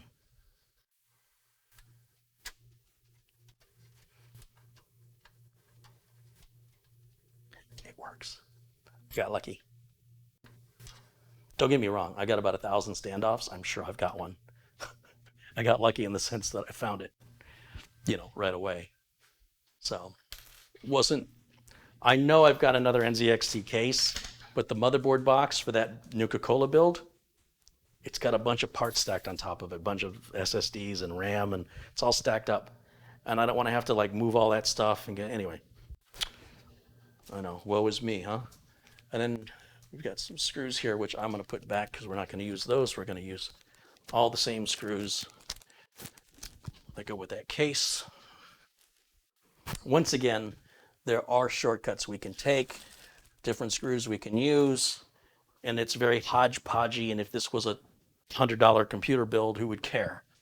On a $4,000 computer build, you're damn right I want to use everything correctly in the way that it's intended, because to me, a machine like this deserves that level of detail. You feeling okay there, boy? Really? Did you get it out? Okay. Now, let me see if I can put the board in and secure it this time. So once again, with the cables all being in the way, that's always fun. Typically on a new build, these cables are all tied up in the back. So it's a little bit different on a motherboard replacement because you've got to work around what was already there. And it does offer a slightly different challenge in getting the board seated properly. But it's not that big of a deal. Just be aware of it.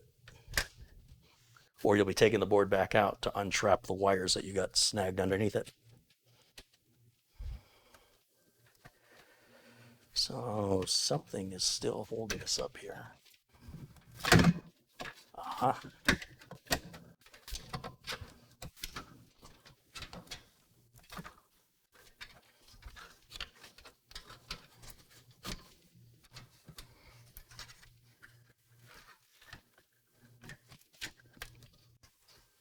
Amazing how much easier the board fits in there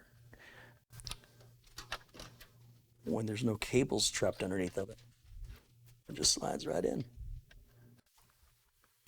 All right, now I should be able to put the motherboard screws back in and tighten it down. And I'll be one screw short because of the added standoff, but that'll be back in the box with screws. That's no big deal. So let's use the ones we've got first. Just grab all those. Thank you.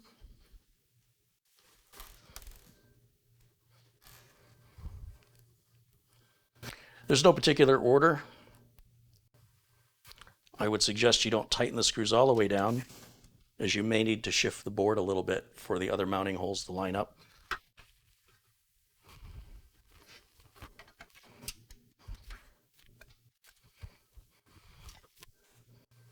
Always check your I/O shield in the back to make sure all the ports are lined up correctly, because if they're not lined up, then the holes for mounting the board won't be lined up.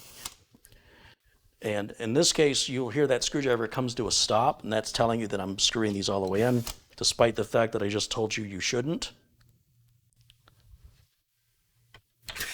And that's because I'm feeling very confident. That's usually what happens just before a fall. It's true. 2, 3, 4.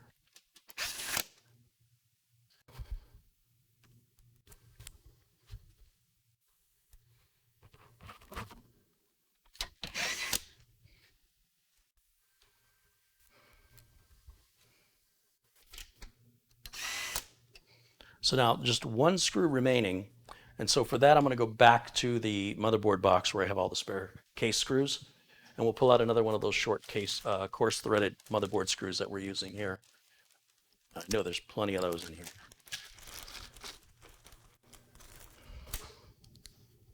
In fact, that's the first bag I pulled out.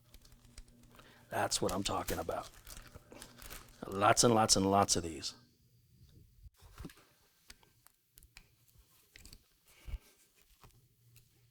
Oh, I guess I'm going to be too short, aren't I? Right? Because I added 2 standoffs. So there's one. And then I just need that bottom corner.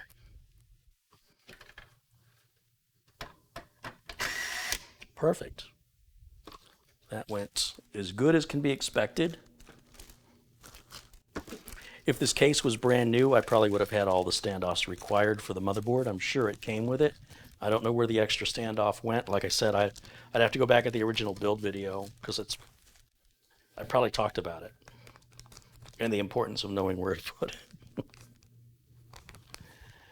Okay, so for now,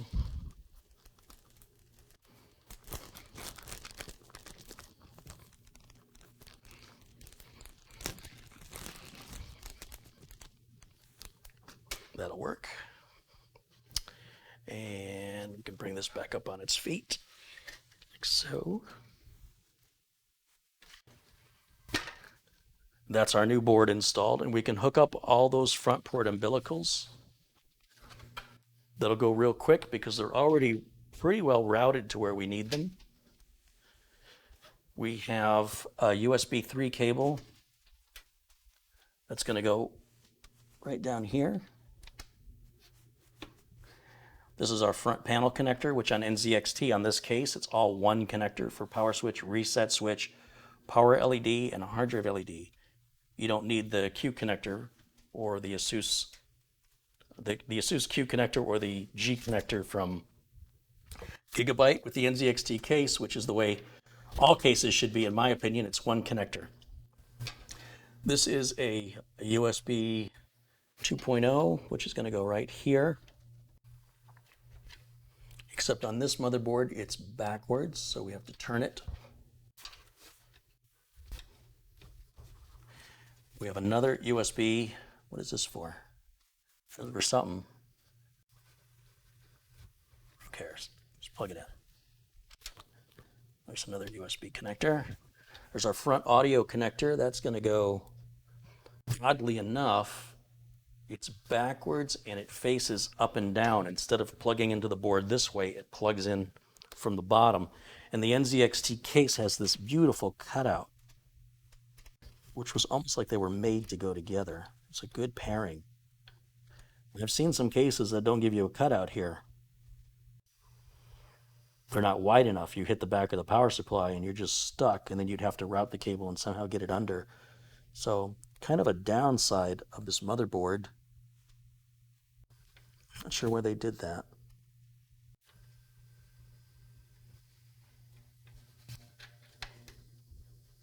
The missing pin is on the top instead of the bottom. So they've reversed a lot of these connectors compared to what Gigabyte did. So the USB are 180 degrees rotated, and not only is this audio cable rotated 180 degrees, but they put it on vertically, which is weird. However, perfect for this case. So that hooks up all the switches and front port umbilicals, everything. This is our power for a video card. This is our motherboard power right here. That's going to snap on just like that. we've got our 8-pin CPU power, which is typically over here. Now it's over here. And we can reroute this CPU power cable to this side. And simply plug it on just like that. Next, we can put the RAM in. So if we open all these up, and we can refer to the motherboard manual to determine which, since we're using 4 memory modules, which are the 4 modules we should be using. This piece has to go back in the motherboard box. Remember that. So we'll put that over there. And if we look, oh, and I'm done with this, so that'll go in the new motherboard box. Go back to our instruction manual and take a look at where the recommended modules go.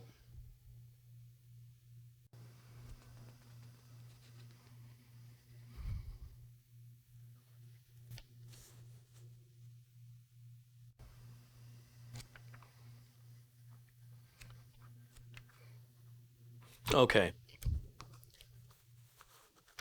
So it's saying if we have 4, if you look here, it says if you have 2 DIMM modules, if you have 2 memory modules, plug it into A2 and B2. If you have 4, then plug it into A2, B2, well, it starts with B. You gotta love ASUS. ASRock does the same thing ASUS does. So we're gonna go B2, A2, C2, and D. Basically, A2, B2, C2, D2. Right? So on the board, if we look, those should be written on the board. Otherwise, we can just take a look at the diagram, looking at the board straight up and down. Right? If you see this diagram right over here. There it is. A2, B2 are on the right, and D2 and C2. All you need to remember, an easy way to remember this, is we want a RAM module plugged on each edge, right? So we're going to take a RAM module, go right to the edge, align it, plug it in, then skip a track and do the next one. And then do the same thing on the other side. You go right to the edge,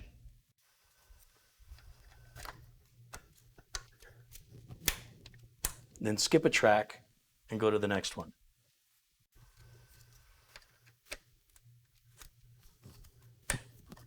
Now there's 64 gigs of memory installed. All we have to do is put our heatsink on. Now this 4-pin CPU connector should be optional. It should be optional. And I'll have to look in the cable mod kit to see if this power supply, there's a Seasonic power supply in here, if it offers that optional connector. If it does, I'm going to use it just to see if it settles things down.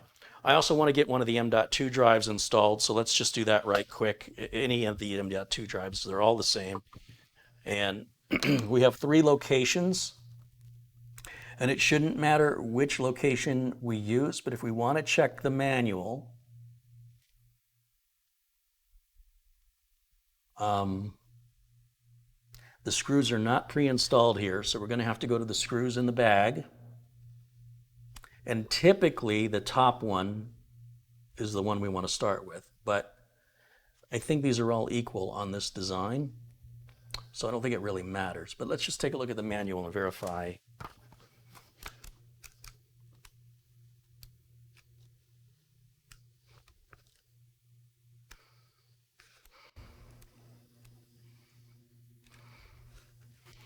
Installing the M.2 SSD NGFF, next generation form factor.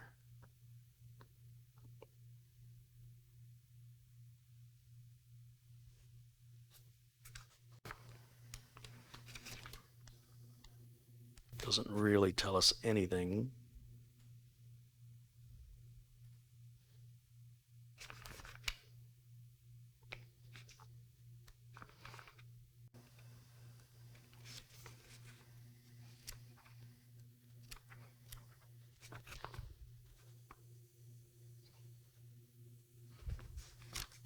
If I look at a layout of the board, sometimes they label them as 1, 2, 3. Like if you look at the main layout here, And that can identify if, you know, you want to, like my OCD wants to use number 1. I'm pretty sure we can use any of them equally, but I just hate the idea of, you know, having my main drive in port 2. Not that there's anything technically wrong with that.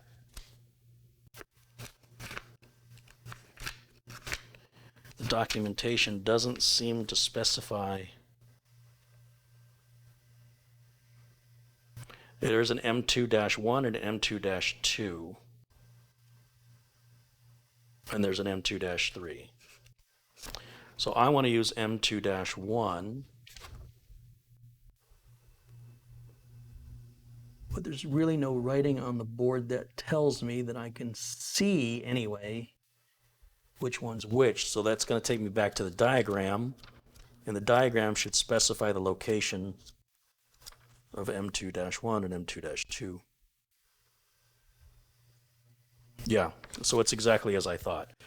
The one up here on the top, on the connector right on the diagram, but not on the physical board, it says M2-1. This one over here says M2-2, and that one over there says M2-3. So we're going to go and up here. And to do that, I need one of the screws, which was in the lid of one of the boxes. What do I do with the box? I know it came in a box. Okay, that's an empty box.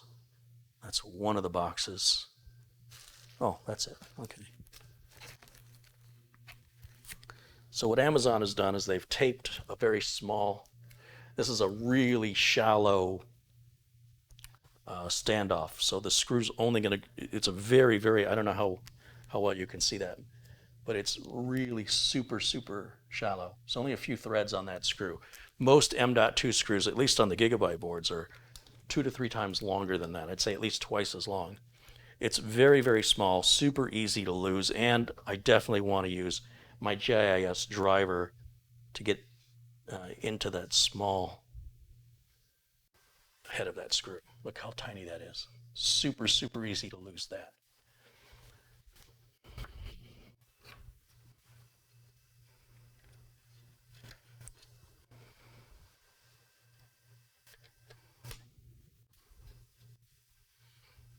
I don't think I turned that driver 3 full rotations. That locks that drive in. We still have space again. I could put another one here if I want to.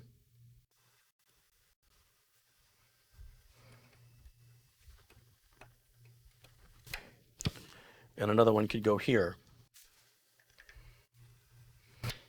And those will all run at full speed, unlike, you know, your socket 1151 or AM4, where you might have one running at half speed.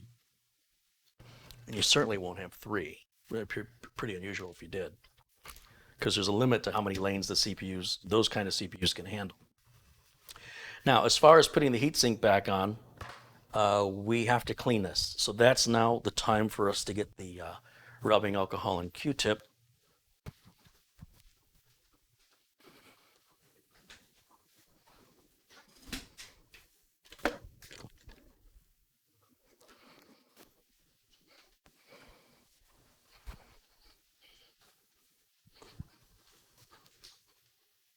So for this, I have completely denatured alcohol.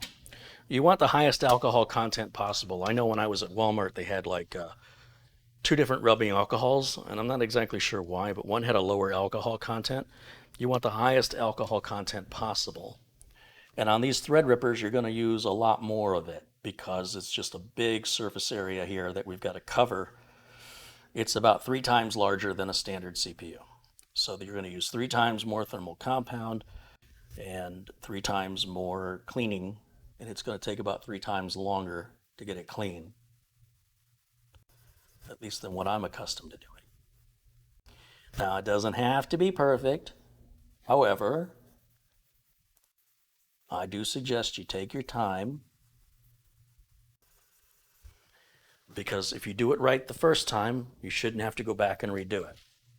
So I'd rather spend 5 more minutes now than having to spend 20 minutes later, having to take it back apart and do it again.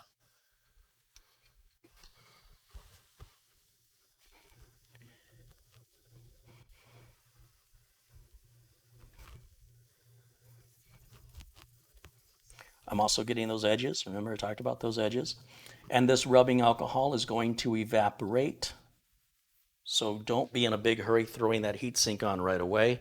Give that a moment to evaporate.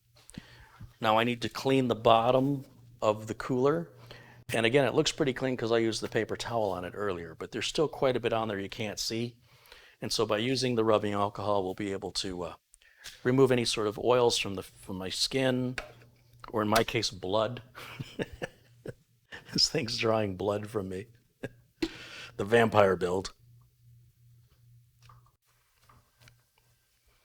I do like this cooler. I like the simplicity of it. I like the size of it. It's got 1, 2, 3, 4, 5, 6, 7, 8, 9, 10, 11, 12, 13, 14 heat pipes, which is insane.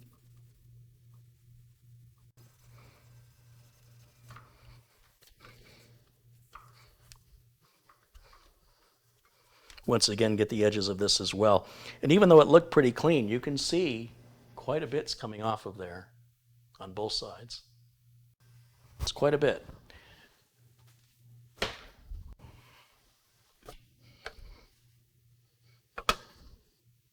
Now for thermal material, I'm just going to use the Noctua NH1. That's just a really good value. I don't think it's particularly the best thermal compound you can buy, but I don't think the best thermal compound you can buy will make more than about a 2 or 3 degrees Celsius difference from the cheapest to the best.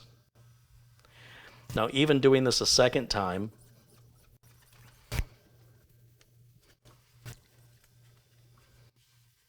there's still quite a bit coming up. And because so much is still coming up, I'm going to do it again.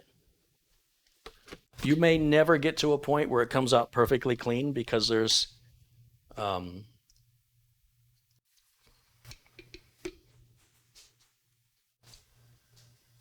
little tiny scratches, little nooks, little crannies, and if depending on what angles you go at, you may get some stuff. And it's not really that important that it's that perfect. In fact, the design of this heatsink appears that it's scored intentionally, or it's just a really bad manufacturing process. Because if you look at the bottom of this heatsink, you'll see lines all moving in one direction. See that? And that's from the manufacturer that way. And that represents little grooves, right? That's what the thermal compound is for. It's to fill in all the little grooves so that we have the best heat transfer possible. And you'll notice on the Noctua cooler, it was completely like a mirror. It was totally smooth. But regardless, when we talk about the efficacy of the cooling, those little tiny scratches and things like that are exactly what the thermal compound is designed to take care of for you. It's not that you go, oh, well, that's inferior. It's not. It's the whole point of the thermal compound. A lot of these kind of scratches and stuff you can't see on other coolers unless you have a microscope. Just because you can't see it with your naked eye doesn't mean it's not there. I can't see oxygen with my eyes, but clearly there must be some. It must be here somewhere. All right, so I'm going to lay this flat. Well, first, no, I'll show you how I apply the thermal compound, and then we'll lay it flat. Let me grab, I guess I got to grab thermal compound, and I need to grab a glove.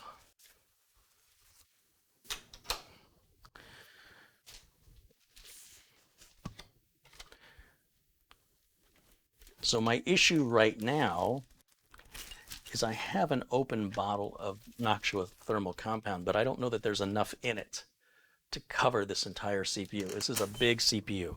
So I'm going to grab a brand new package that I have not opened yet.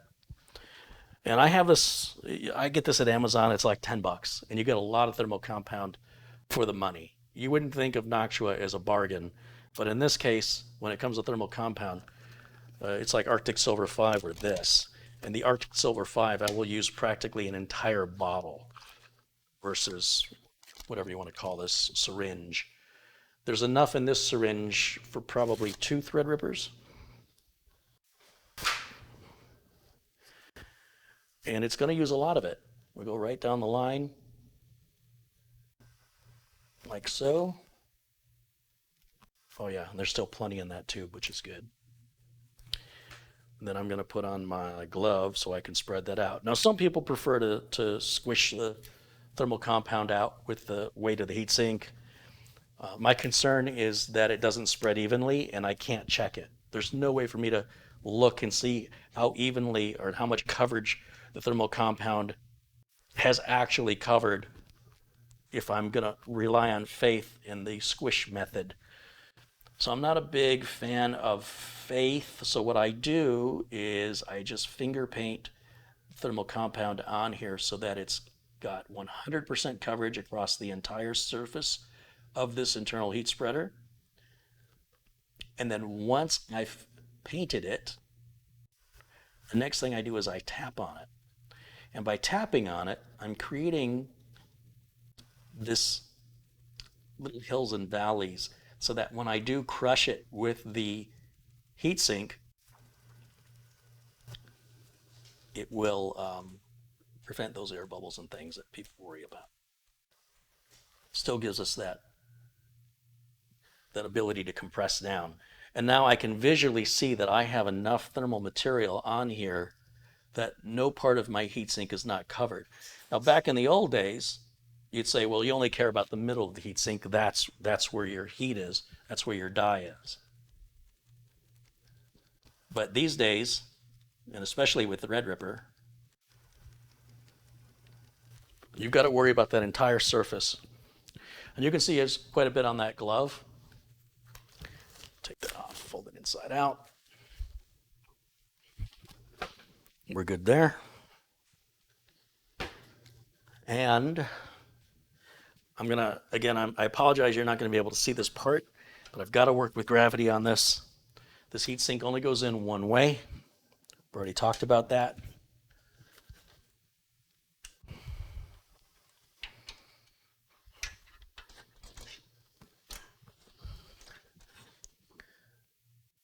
I'm gonna guess CPU power is to the right.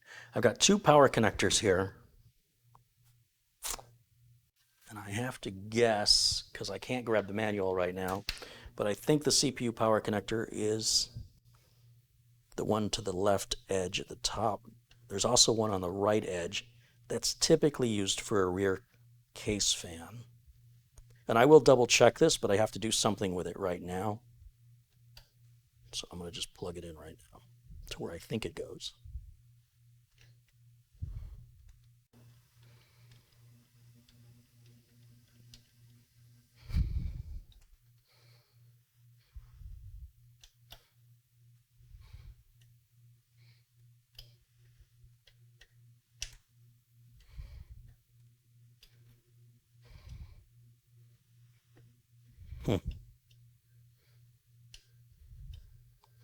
With that motherboard power connector right there, it's a little bit of a challenge.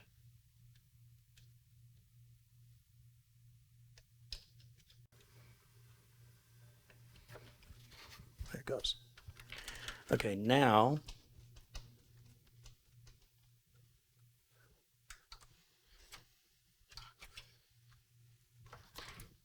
it's got to go. Why are my power cables coming out of that side?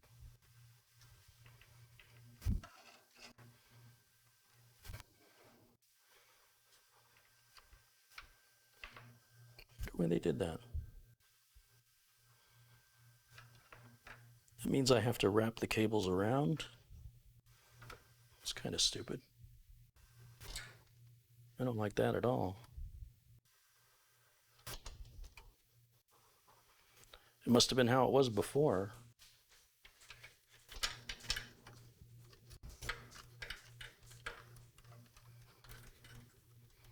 I would have thought these power cables would come out the top, right? Because this can only go on one way.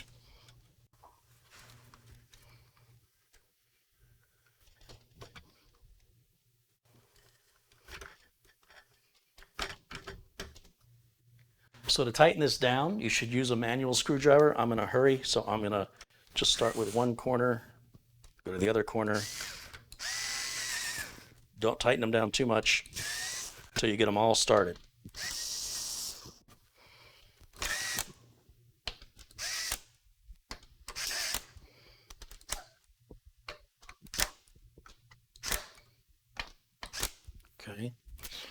That's how easy that heatsink is to put on. It's one of the easiest heat sinks I've ever put on, ever.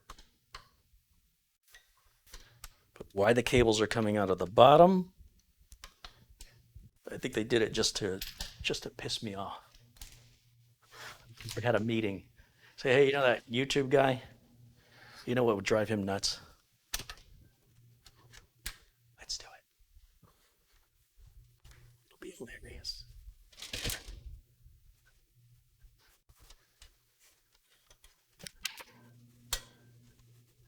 Wow, somehow the cable got, it's like stuck between the RAM. Okay, all I have to do right now is plug CPU power, not CPU power, but SATA power to light up the LEDs on the heatsink. That's all that's for. So we'll do that.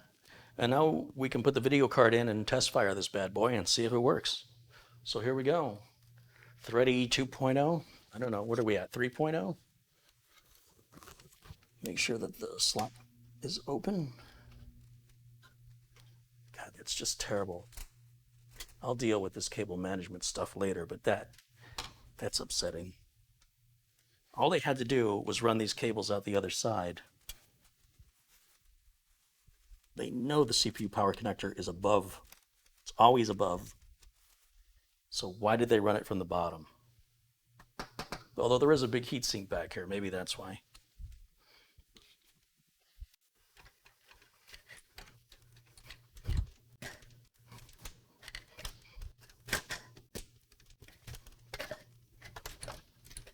This is also a lot easier to do with the system laying down. Again, I hold it up, or I keep the case upright so you can see what I'm doing. So if you're following along at home, I strongly recommend you lay the case flat when you're working on it.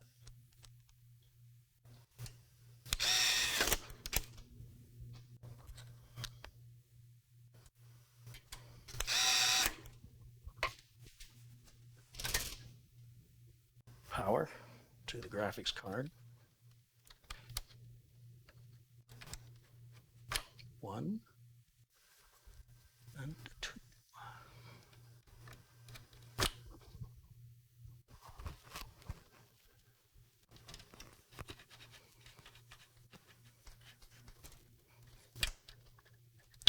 I don't know if I ever hooked up this rear fan or not, but I mean, at this point right now, we should be able to see if it's alive. We should be able to test it and see if it has a pulse.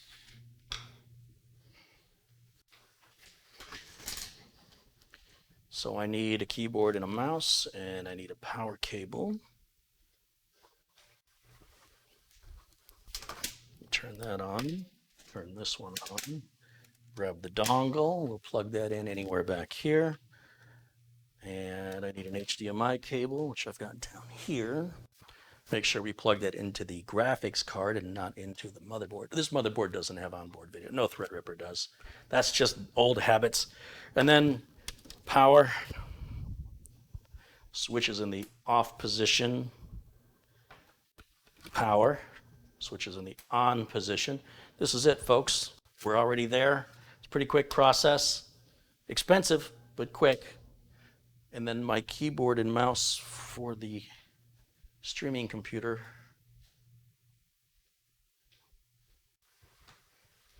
I have the keyboard over here. Where's my mouse? Over here. Okay, this is it. Here we go. Here we go, ladies and gentlemen. This is it. We'll go over to camera input 2. I'll just put myself over here. Here we go. It's lit up. Yeah, rear fan is spinning. 3 fans in the front are spinning. Cooler's lit up. It's running. We've got some diagnostic LEDs happening on the motherboard down below. So far, we've got no video signal, but that's to be expected as it initializes and recognizes the RAM CPU we've installed. Diagnostic codes continue to happen down here on the bottom corner. Well, it's kind of the bottom middle. And we have a post screen. That's exactly what I want to see. Reboot and select proper boot device. This is a Windows 10 USB flash drive. I'm going to plug it in to a blue USB port. I'm going to try to plug it in. There it goes. Do I have a reset button? I just hit power, shut it off, hit power again, turn it back on. This time when it starts, the only bootable device will be that USB flash drive. It should boot to that all on its own. I'm not touching anything in the BIOS. Although I should at least reset the BIOS. And apparently I have to, because it's still saying no boot device, so something's not right. So for me to do this, I need to, first of all, I have to go full screen on my side. It won't make any difference to you guys. Oh, it did start. What did I do? I don't know what I did. I didn't do anything. Before I do anything, I'm going to shut it off because I do want to reset the BIOS. Because this is a used board, I don't know what somebody did to it. So we'll shut this off. Turn it back on again. I'll start hitting, I don't know, delete or F2, whatever it is that'll get me in the BIOS. We can also see the version of the BIOS, see if there's a newer BIOS. Although this is a first gen chip, a newer BIOS could help with any sort of RAM compatibility. F2 to run UEFI setup. Okay, we're at version 3.90. It recognizes the processor. We are quadruple channel memory mode. Everything's running exactly like it should. We'll head over to the exit where we can find loading the UEFI defaults. Yes. And the boot override, we want to be the SanDisk Extreme to boot. Well, actually, it's fine.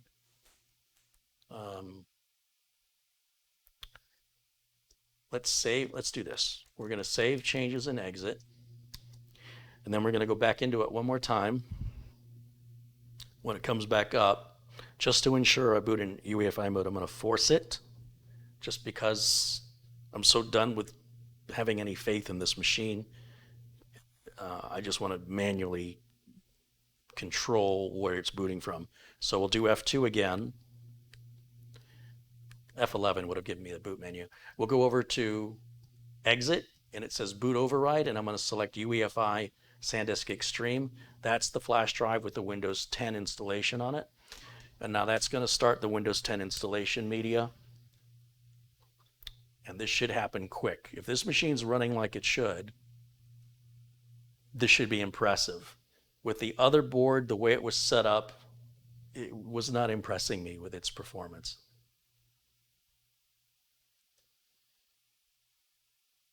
I expect it to jump excitedly. And here we go. We're installing. Oops, I hit a wrong button there. I meant to use the other keyboard up here.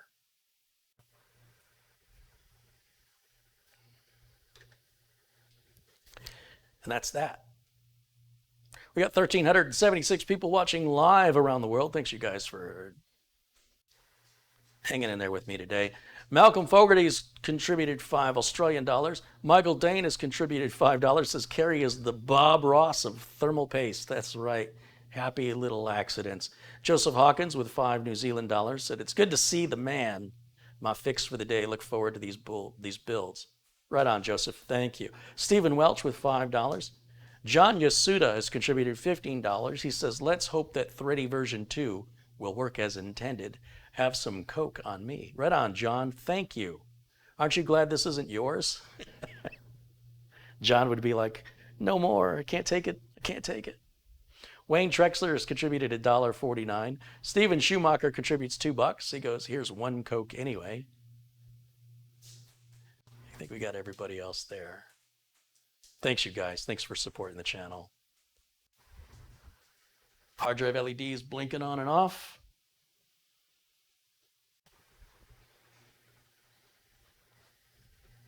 And we're getting ready for our first reboot. That's the way it's supposed to work. It's feeling better. We're off to a good start. come I don't have a power LED?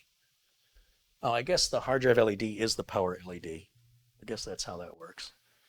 And we have our LED strip right here. As you can see, there's an LED strip right there. All right, here we go.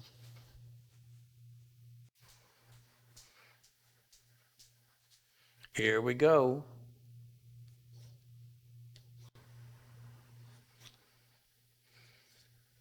It's still loud, but I mean, I just want it to work.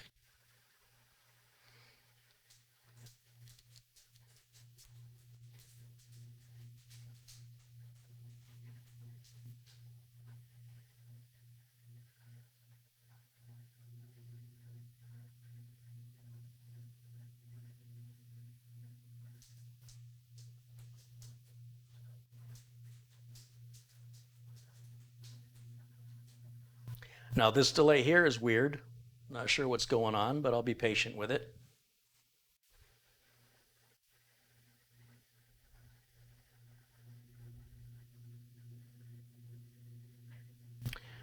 And, hmm,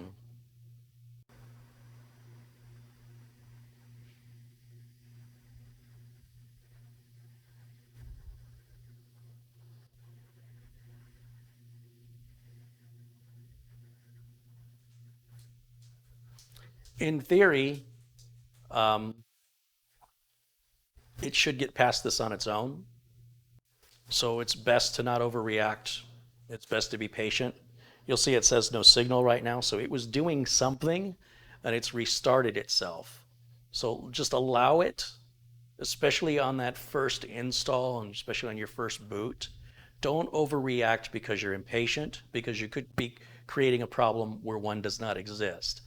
There's a lot of initialization that's happening where it's self-analyzing and loading drivers and whatnot that could cause these delays for these things to take effect, for the full scan to be done of the hardware. And while I'm not a big fan of that, if it does it once and then we're quick after that, I'm okay with it. So the only way to know is to just give it a little bit of time. You saw how much time that took. And this is a fast computer. So um, this should give you an idea of what to expect because this is all being done in real time.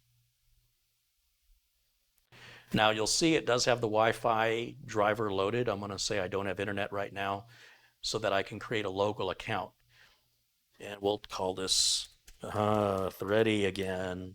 There he is. He's back, baby.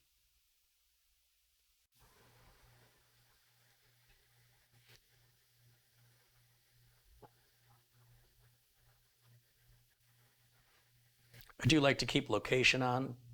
That'll set my time zone for me automatically.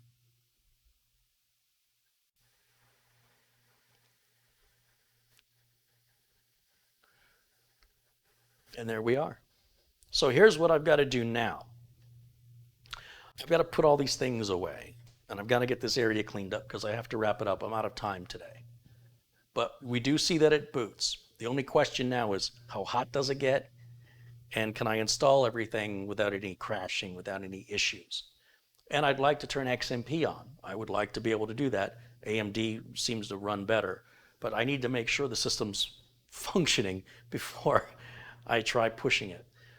And I'm going to save all that for another video.